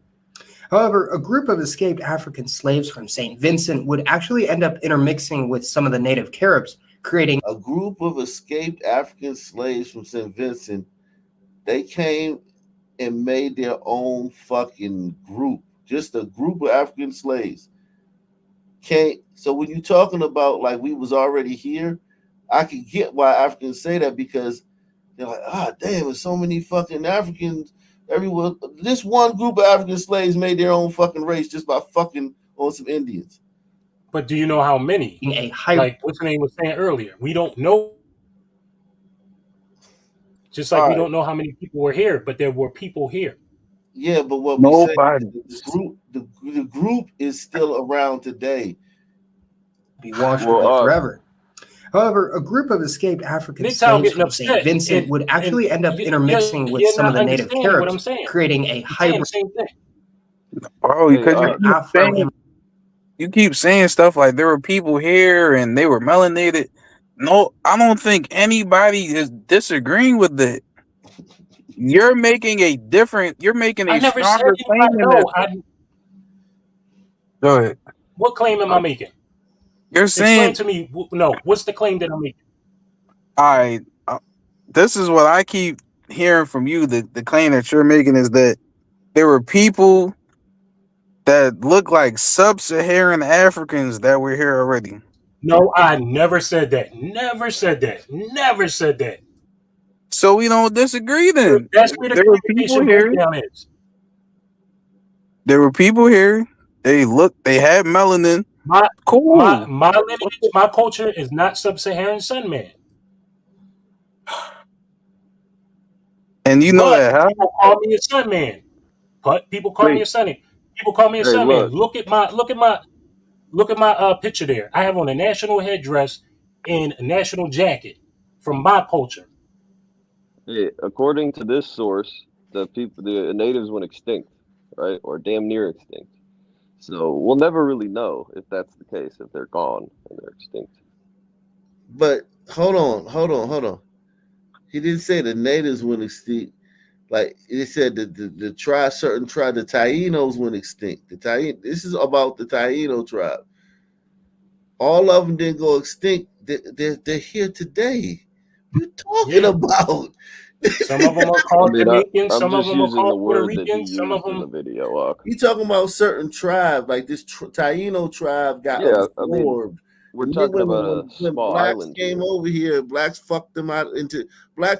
Like you can fuck a group into extinction, right? Like if you got a little group on an island and you come there and you fuck all their women and their women fuck all your men, and over the course of 100 years, everybody is mixed and that group is gone. Well, what I was taught, or Indian, 90% of them died of disease. So it was easier to absorb them because it was less of them. That's true. Or Zambo people that were highly opposed to the British rule and ended up being deported to Central America, where their descendants are known as the Garifuna or Guaranagua today, still speaking their own distinct Arawakan dialect rather than English or Spanish, being located mostly in Honduras and Belize. In Dominica, however, the Kalinago actually did survive in the northeast corner of the island, making them the last remnants of the pre-contact indigenous Caribs, although in recent years there's been substantial intermixing with their neighbors in Dominica, leaving only a few hundred full-blooded members remaining, as most. So in this tribe, there's only a few hundred full-blooded members of them. Like, did that happen, or is that a conspiracy? Like are you asking me? Everything's a fucking conspiracy. Yeah, that's why I don't do the conspiracy shit. Said this already. I never said that was a conspiracy. It's pretty silly to think everything is a conspiracy. Yes, but y'all damn near all of them. Everything's a conspiracy. Everything. Nothing ever happened. Everybody's lying about everything. hidden history here, and Black people were involved in everything. Like there ain't I nothing said that nothing ever about happened black where people. niggas wasn't involved in it and shit. I am not claiming anything in the about some Kalinago people community have originating from African or America. European ancestry as well, but they're still quite the vibrant community, making up around 3% of the island and growing, actually. Due to the history of intermixing with many of the Caribbean natives, their genetics, and possibly even to a greater extent, their culture and traditions still live on in almost every modern nation in the region, as most Afro-Caribbeans have a degree of European and smaller Amerindian admixture. And in the case of the Hispanic Caribbean, it's been found through genetic studies that the whiter any individual is in these nations, the more likely it is that Amerindian DNA makes up a greater part of their non-European ancestry. In total, Native American ancestry still continues to make up around 7% of the overall genome of the entire Caribbean, greatly depending, of course, on self-identified ethnicity as well as region, as it's been found that mixed-race Puerto Ricans have around 20 to 25% Taino ancestry, while groups like the Haitians have almost none, existing only in trace amounts, suggesting a... Okay, and we know that these, through DNA, they prove what we already knew, that Haitians is niggas. They not Indians. But we knew that, but DNA, all they did was confirm that. So it's like the DNA history proved it, what the historical history proved. They both, what happens when they both agree? I wanted to ask y'all that. When the DNA history, when they go back and check the DNA of everybody, see where they came from, and it matches the white man history books. What do y'all got? What do y'all say when that happens? I say thank God. I honestly feel like I'm being. If you're asking me, I feel like I'm just being pigeonholed here because I don't. No, I'm asking you because I'm half y'all one said, foot in, one no. foot out on this. I'm asking you that is because y'all came in here with the premise that nothing ever happened, everything's a lie, and through DNA they found that everybody in the fucking hold on. Let me Come on, man. They Nothing found ever that happened. everybody they found out everybody in the Caribbean. Hold on. Can I just say what I'm saying? They found that everybody in the Caribbean got Indian blood in them, right? They what you call Indian. Can we just agree that the Indians are the people that were already here? No, they're not. They're gonna say no. Yeah. Everybody in the Caribbean got some West Indians. Hold on. Everybody in the Caribbean got some of that in them, right? Except for these motherfuckers. And they're gonna say didn't have it in them. That's why they on one side of that island. They're gonna say the DNA test is fake, or it doesn't. It's not showing the whole genome. See, these motherfuckers got Indian blood. These are half Indians, right? These are or quarter Indians or third or 10th Indians. But these motherfuckers right here are similar. Are these motherfuckers? These is this group right here. They stayed 100% African, even though they was in the Caribbean all that time. They managed to stay 100% African. And when you see them, when you see one of these motherfuckers, you can tell. Mark. You can see the African in them. No, Mark. You can see that they don't have nothing else in them. Yeah, I never denied that. You can see it in them. They still practice the culture to this day. Is that you when you say history, like you say, like you could have came, you like for instance, say that didn't happen, right? The white I don't think. I'm sorry. I don't think you just. I could have clarified myself a little better. DNA proved it. How did these people stay 100% African in the Caribbean where every other group is mixed? They were originally from Africa. No, but all the other and that's why they're on that one side of the island. No, but all the other people is from Africa too. Parts of their the ones that mixed with the natives. Right, so they didn't mix with the natives. So that happened. That really happened. Oh yeah, they mixed. They mixed with the natives. They mixed with the Spaniards. I'm trying to get you to agree that something actually happened. Yeah, that shows you that mixing occurred. I said that shows you that mixing Without a occurred. doubt. You can't deny it. Yeah. So mixing occurred, and in some places it didn't occur. So things happened. Some things that we know happened actually happened. Of course. Okay, I just want to get that because I think y'all don't realize how y'all sound because I think you got kind of a blind spot. Yo, y'all don't think nothing happened. I mean, we never said that. So chill out. But let me use the Holocaust as an example. What do you believe about the Holocaust? I don't want to talk about the Holocaust right now, man. Fair I enough, want to fair go enough. from this to the fucking Holocaust, dude. I don't want to do that to your channel. Yeah. Suggesting a total population replacement. This may not sound So they had studies that he said it was a total population replacement. But this was an island where they brought slaves, all niggas, and them niggas revolted and they kicked the fucking French out, and it's been a fucking dumpster fire ever since. It's been Africa. Them niggas recreated Africa because they ain't had no admixture. It's the poorest country in the Western Hemisphere because this is the one place where the total population was replaced. Yep. It wasn't no mixing. This is Africa. Yep. This is literally just Africa transported. Exactly. Haiti is literally can we agree with that one? Can I get a one in the chat? Haiti is Africa, is a satellite Africa. The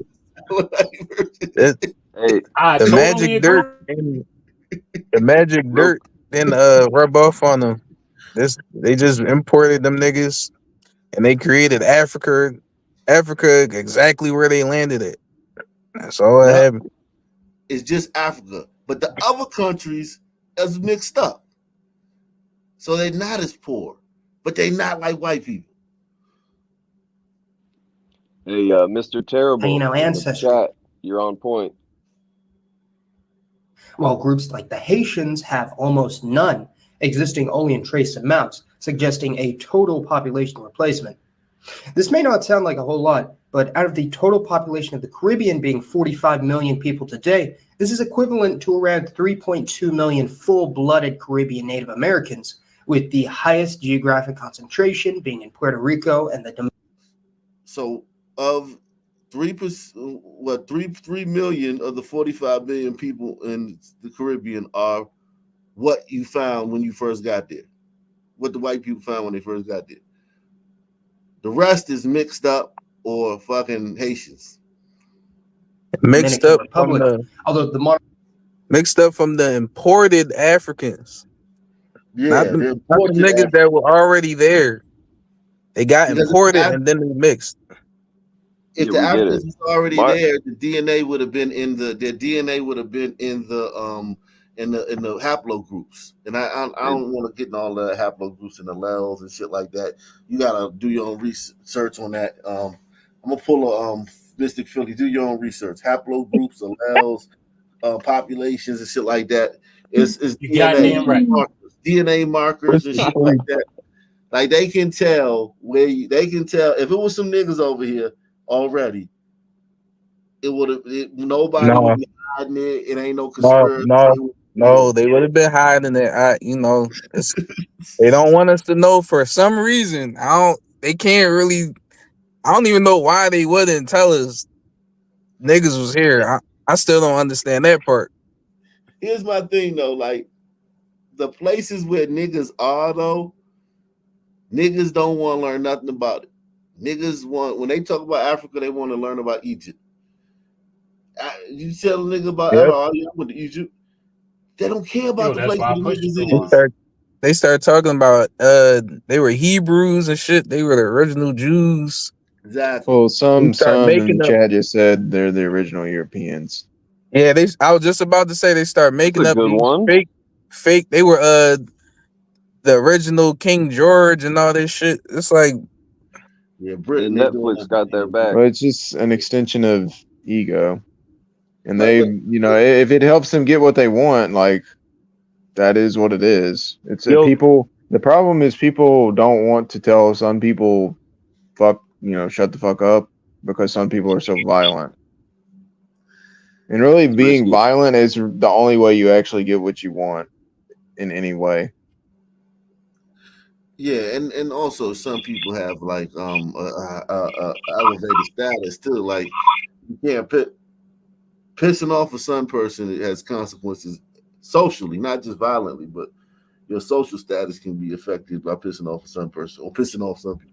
45 million people today. This is equivalent to around 3.2 million full-blooded Caribbean Native Americans, with the highest geographic concentration being in Puerto Rico and the Dominican Republic, although the modern Caribbean island with the highest percentage of Amerindian admixture as a proportion of the national gene pool would be Aruba. Not terribly surprising, seeing how it is one of the closest islands to the mainland. Even in most Anglo-West Indian countries, Afro-Caribbeans still have varying amounts of Amerindian. Look at the admixture. Haiti's at the fucking bottom. They don't have no admixture. Damn. It's hard to read. Amazing. Well, this is Haiti right here. This is Cuba. This is Puerto Rico. This super chat blocking part of the graph. Oh, okay. Salute to Hot Black, man. Hot Black in the building, man. Y'all free to take the $5 challenge, man. I'm not gonna be mad at you if you take the $5 challenge, support the channel. So what did the ancient Romans call basketball? Oh my god.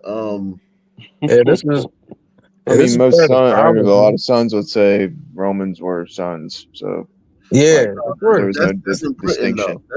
That's Britain bullshit. Britain is doing that.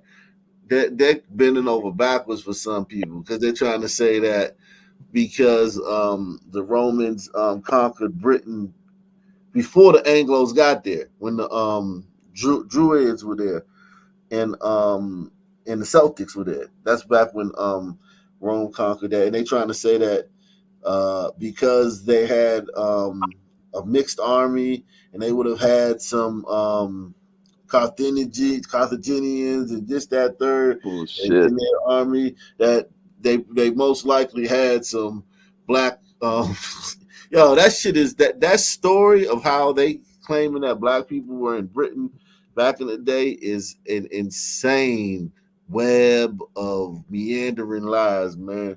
In DNA on average, possibly as high as 3 or 4% in Jamaica and the Virgin Islands, 5% in the Bahamas, and between 6 to 8% in St. Kitts, St. Vincent, Grenada, and St. Lucia, and possibly even higher than this in the Afro-Trinidadian population. Compare this to Black Americans in the United States, who on average have only 1% Native American blood, or the average white American. But the average nigga will tell you, if you talk to most niggas even before the internet, so this is before the internet, the majority of niggas said they had Indian blood. That was a thing, man. Back in the day, back in the 80s, man, 5 out of 10 niggas said they had Indian blood. And it was just a thing. And it, don't let them have like a looser grain of hair. Oh yeah. Oh my god. And that So you don't think there was no mixture going on there? Dude, it's right here, man. Yeah, the DNA. You don't have to ask the DNA. It's right there, bro. Listen, I'm asking.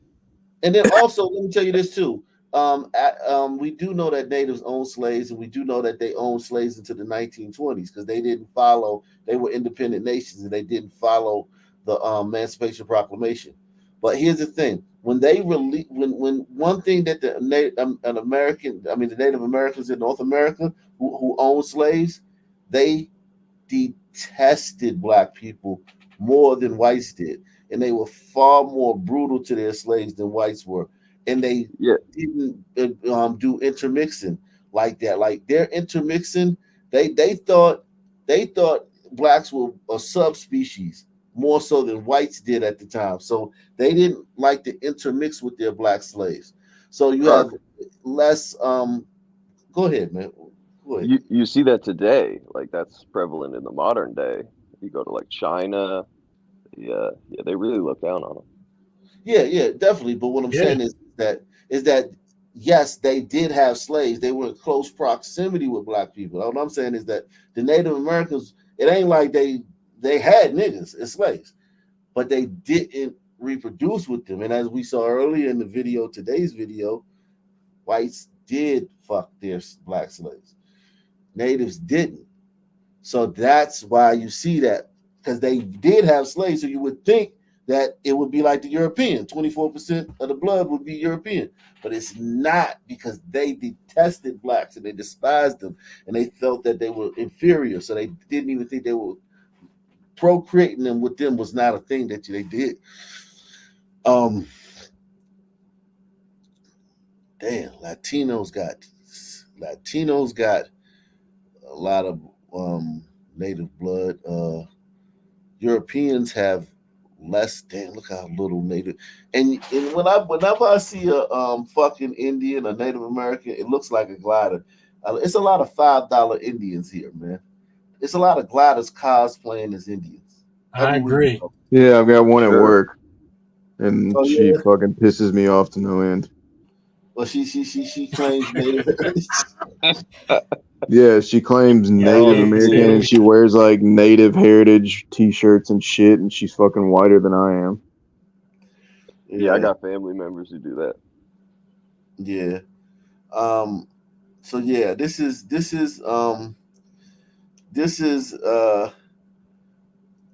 but most Latinos are 65% white. So that's crazy. So like they have a lot of that would make sense though, because they be smoking our boots, man. Whenever we come into contact with Latinos or we're in the same place with Latinos, they always outdo us, man.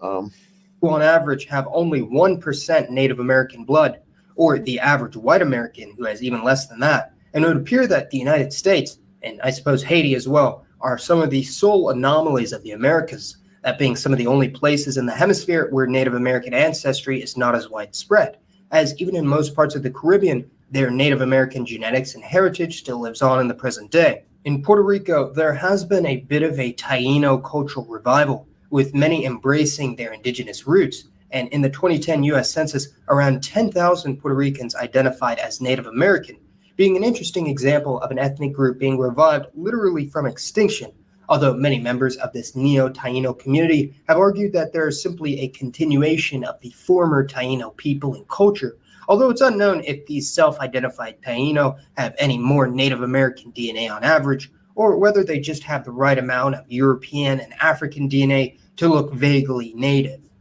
But either way, their embracing of their Amerindian heritage is part of a wider movement in Latin America to identify with the whole of their ancestry, uniting the region in their uniquely shared history, with the Taino, Caribs, and other Arawakan people native to the Caribbean being one of the most important chapters in that history. So please let me know your thoughts on the natives of the Caribbean. Shout out to Massa Man. It's just funny to me that people do this with this whole like we was natives thing and trying to identify with these people while at the same time living in the convenience of modern glider-esque societies.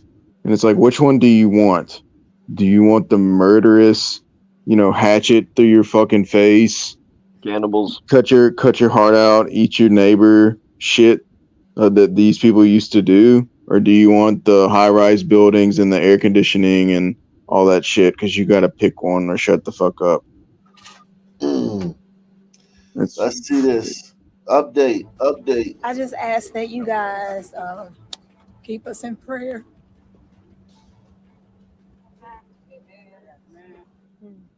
A desperate plea from the family members of Javion McGee. He's the 21-year-old Illinois man who was found dead last week in Henderson, leaning against a tree with a rope around his neck. WFMY News 2's Giselle Thomas joins us after hearing from his family today and breaks down a detailed timeline of events released by the sheriff's office. Now, family and friends of 21-year-old Javion McGee stood right here demanding justice and wanting answers towards what happened with the cause of his demanding justice. What the fuck are they talking about? His death. Now, McGee was found dead under a tree with a rope tied around his neck on September 11th. Today, the North Carolina Chief Medical Examiner's Office says McGee did not have defensive wounds and there was no sign of any assault. Now here's the timeline released by the Vance County Sheriff's Office from September 10th, the day before McGee's body was found. Investigators say McGee dropped off the load at Walmart around 12:30 p.m. Vance County sheriffs say a few hours later, McGee circled back to the Walmart. Video shows him walking inside around 6 p.m., buying a blue rope and leaving a few minutes later. When he left, the sheriff's office says McGee gave a homeless person $228 before getting back in his truck and leaving. Once he left, Definitely gonna kill himself. Yeah, exactly. But like, even with this, press one if you think this will be enough for the niggas to stop protesting and having fucking goddamn press conferences, or press two if you think they're gonna still keep having press conferences and protests. It's about power. It's not about pictures. before getting back in his truck and leaving. Once he left, he checked into a hotel at 6:30 p.m. 10 minutes later, he left the hotel. And just before 7 p.m., investigators say he pulled into a parking lot near where his body was found. They say surveillance video shows McGee walking into the woods with an object in his hands. So he met the Ku Klux Klan. The Ku Klux Klan said, "Come meet me in the woods and bring a rope." That's what these niggas gonna say. I'm telling you, that's what they gonna say. That, I promise you, that's what they say. Because, like similar to what Fisher said, like, they can't let this go because they've gotten so much attention for this, and they've gotten, and they were almost close. Because here's the thing: when a black person kills your loved one, no one cares. No one gives a shit. This one, they created this fairy tale that a white person had done it, right? And everyone cares. The whole world cares. On Twitter, this is blowing up on Twitter. This is blowing up on TikTok. Everyone cares. Families getting wishes, and people are like, celebrities are reaching out to the family, and and they just be like, oh, here's the Walmart tape of him buying it, and here's him walking into the woods where he was found with the rope in his hand. The end. It's over. That's a hard pill to swallow. Like, it's over. Like, damn, everybody's gone. Like, everybody who's been sending well wishes and making tweets and sending prayers and keeping all the pastors, they all about to dip. So yeah, I think they're gonna keep it. I think they're gonna try to keep, being fucking. Well, they can say that he was tricked or bamboozled by the KKK. They like catfished him or some shit. Definitely. They're gonna say something. Salute to Product of Cook County, man. He says Africa. R-E-R. I saw that Africa. I think that was Africa. I think that was like a group. Maybe that's what they called them. Salute to Caleb West. He says, when are we going to discuss the cuckoldness of the greater glider populations? I think we discuss that all the time, man. We'll get into it, man. Trust me. We gonna discuss whites cucking. We always do that. Investigators also say he returned to his truck a few minutes later with nothing in his hands. But 30 minutes later, he's seen walking toward a tree line alone.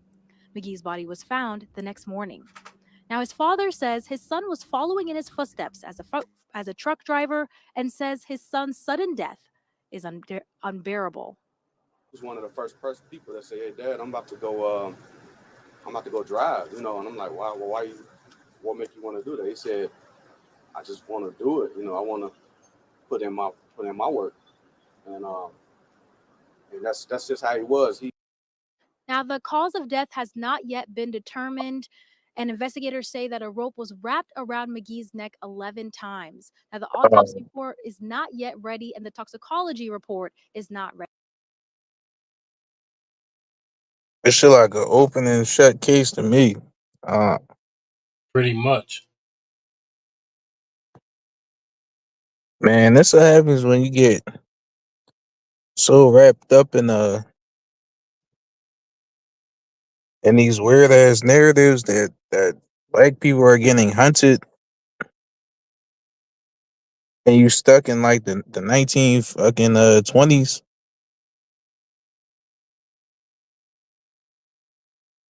And you hear all these stories about niggas getting hanged, hung. Fucking crazy. Yeah, they're really pissing all over those stories with this one too. Assuming they're all true, of course.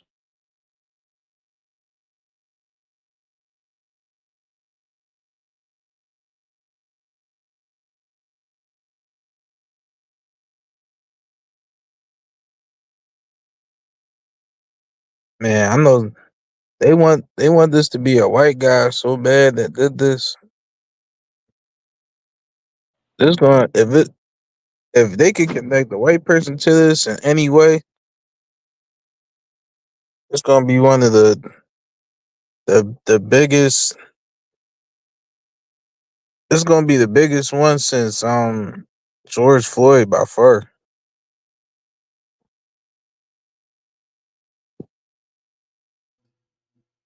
You muted. Oh, I'm glad he did self checkout because if the cashier would have been white, they would have tried to fucking rule Yep. that cashier's life. Yep. They did self checkout, so they can't blame no fucking way. I wonder if somebody showed him where the rope is. Like, excuse me, where's the rope? Oh, right in aisle 12. Now, whoever did that, if they white, they in trouble, man. Shit, man.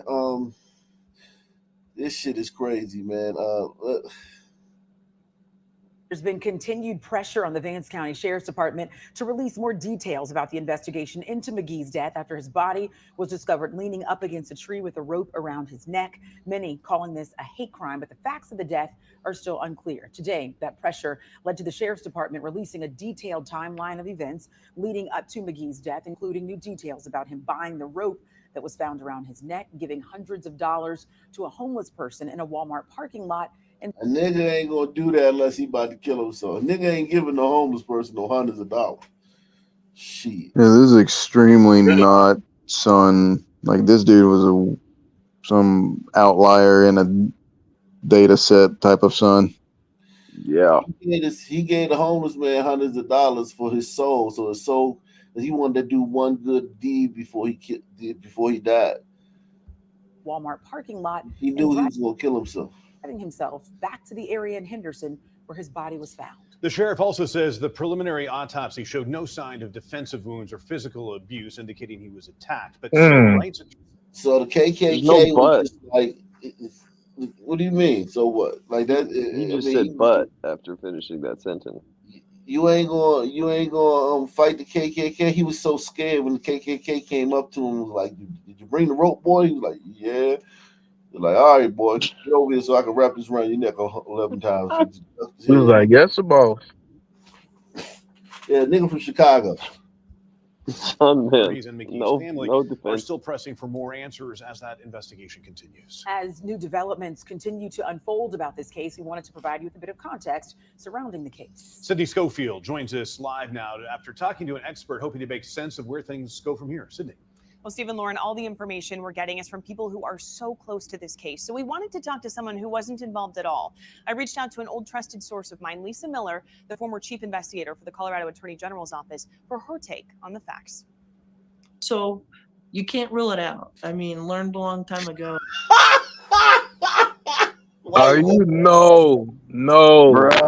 No.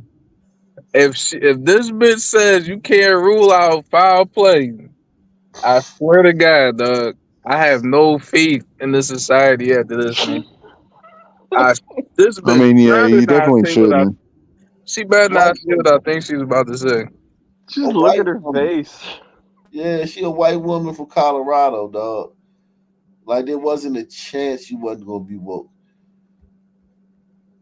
I mean, learned a long time ago. Never. You can't rule it out. I mean, learned a long time ago. Yes, never you say can. never in this business. Lisa Miller has 30 years of experience investigating violent crime. So I asked her today to look over all the evidence publicly available about the death of 21-year-old Javion McGee. It's a tale of the hate that we have in this world and the divisiveness. I mean, that we can't rule out a hate crime, that a young man was found, and that has to be acknowledged. Though she can't rule out that his They want it to be What that kind of so ass bad. backwards answer was that? Jesus Yeah. Christ. They That was wish weird. he was murdered. Yeah, it's like she made the argument that somehow it's indicative of a hateful society that this was not a hate crime. You can't rule out that it could possibly be a hate crime, even though there's so far absolutely zero evidence that will indicate that that might be a part of this situation. But also everybody is hateful. Like it doesn't make any sense. This is the delusion of, women, liberals. Like these people are completely out of touch with reality. And he didn't leave a manifesto because he's a Sun man. So it's like that leaves them room to, like, you know what I'm saying? But even if he had left a manifesto, they would have said somebody forged it. So yeah, let me look at this. Publicly available about the death of 21-year-old Javion McGee. It's a tale of the hate that we have in this world and the divisiveness. I mean, that we can't rule out a hate crime, that a young man was found, and that has to be acknowledged. Though she can't rule out that his death was a hate crime based on the current evidence, I did ask Lisa if there's anything she saw that points to outside involvement in his death or that he might have been the victim of a crime. As of right now, I don't see that.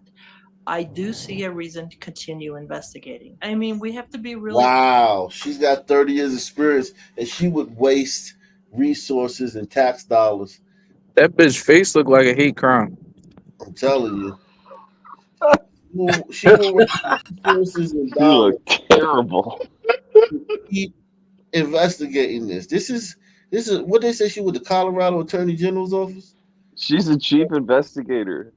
So she would look at this case and say, yeah, pour more tax dollars into it. And then she'll get a bigger check. That's more write-offs for her. What do you mean, more check? Her salary, she on salary. What bigger check she gonna get? She on salary. Yeah, it's not about check. It's about conforming to what is socially acceptable. Agenda. There would never be a scenario where she would go against what is socially acceptable, which is that some people deserve everything being run into the ground if it makes them feel good. Careful, because the most deviant of people that want to do bad things are capable of staging scenes to look like suicides. She said there are some Sounds key like a pieces of evidence conspiracy that lead to her to me. believe law enforcement is on the right track, that they found a person who is homeless who says Javion gave them all his money shortly before he died, and there's also video of him going into the woods alone where his body would later be found. His autopsy also did not reveal any evidence of him fighting anyone off or clear signs that he'd been harmed by anyone else. Still, she says it's not enough to draw a complete conclusion yet, and she knows how painful that can be for Javion's family. The family may never get a why, but why's help. And so the police department, the sheriff's department, they owe these loved ones every effort they can make to bring a why to the people that care about this young man. Meanwhile, niggas is killing each other 90 going north in North Carolina. They killing each other like it's going out of style. Yeah, how common is suicide in the Sunman community? Sunman suicides have gone up considerably since 2020. Considerably. And it's usually like a crash out scenario, or very often it is. It's not like, oh, I hate myself, I'm gonna go in the bathroom and cut my wrists. It's like everybody's done pissed me off, I'm gonna kill everybody. Murder suicide.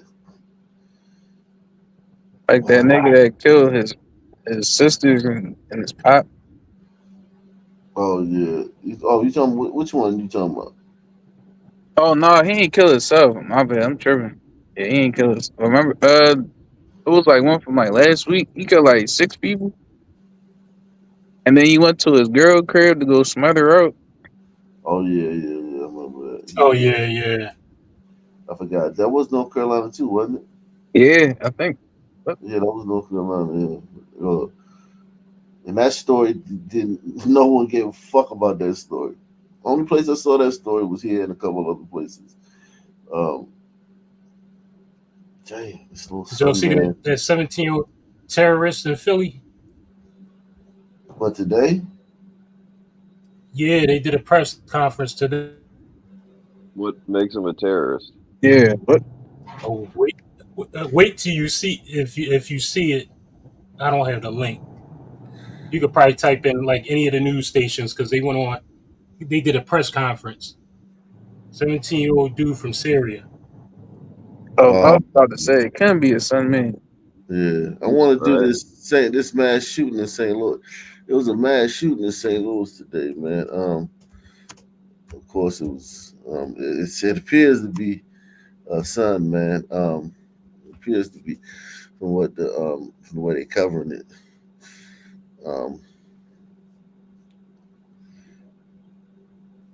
Appears to be a son, man. Damn, they got fucking. So much shit be happening in these cities. These stories get buried quick. That shit happened today, man.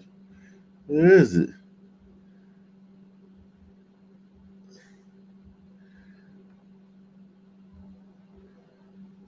Man.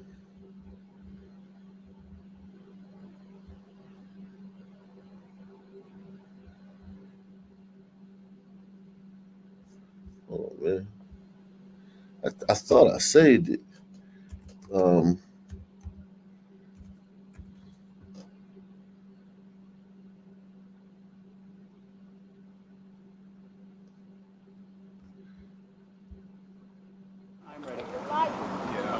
Okay. All right. Hello, everyone.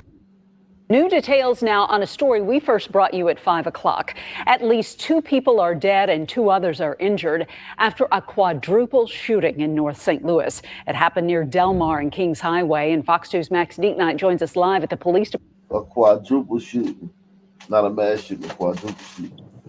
Right. Is this Downtown. Max. this doesn't for some reason none of these are mass shootings. It's only when white people do this shit. A hectic scene just hours ago. Mandy, it definitely was. More than 40 crime scene markers on that scene at North St. Louis earlier tonight. We know now that at least 2 shooters were involved. Here's more details that we're learning tonight. At least 2 people are dead and 1 other person is in critical condition following a quadruple shooting in North St. Louis. St. Louis police say it happened just before 5 o'clock Wednesday on Kensington Avenue. That's 4 blocks north of Del Mar and Kings Highway. A man and a 21-year-old woman are dead. A 31-year-old man was also in critical condition as of Wednesday night, and a 21-year-old man was also shot in the arm. Police say there were at least 2 shooters involved, and they recovered cash and a gun on scene. The shots rang out in an empty lot that's known as a crime hotspot. This is I sound like the dude trying to hurry up and get through the story, like so they can get on to something else.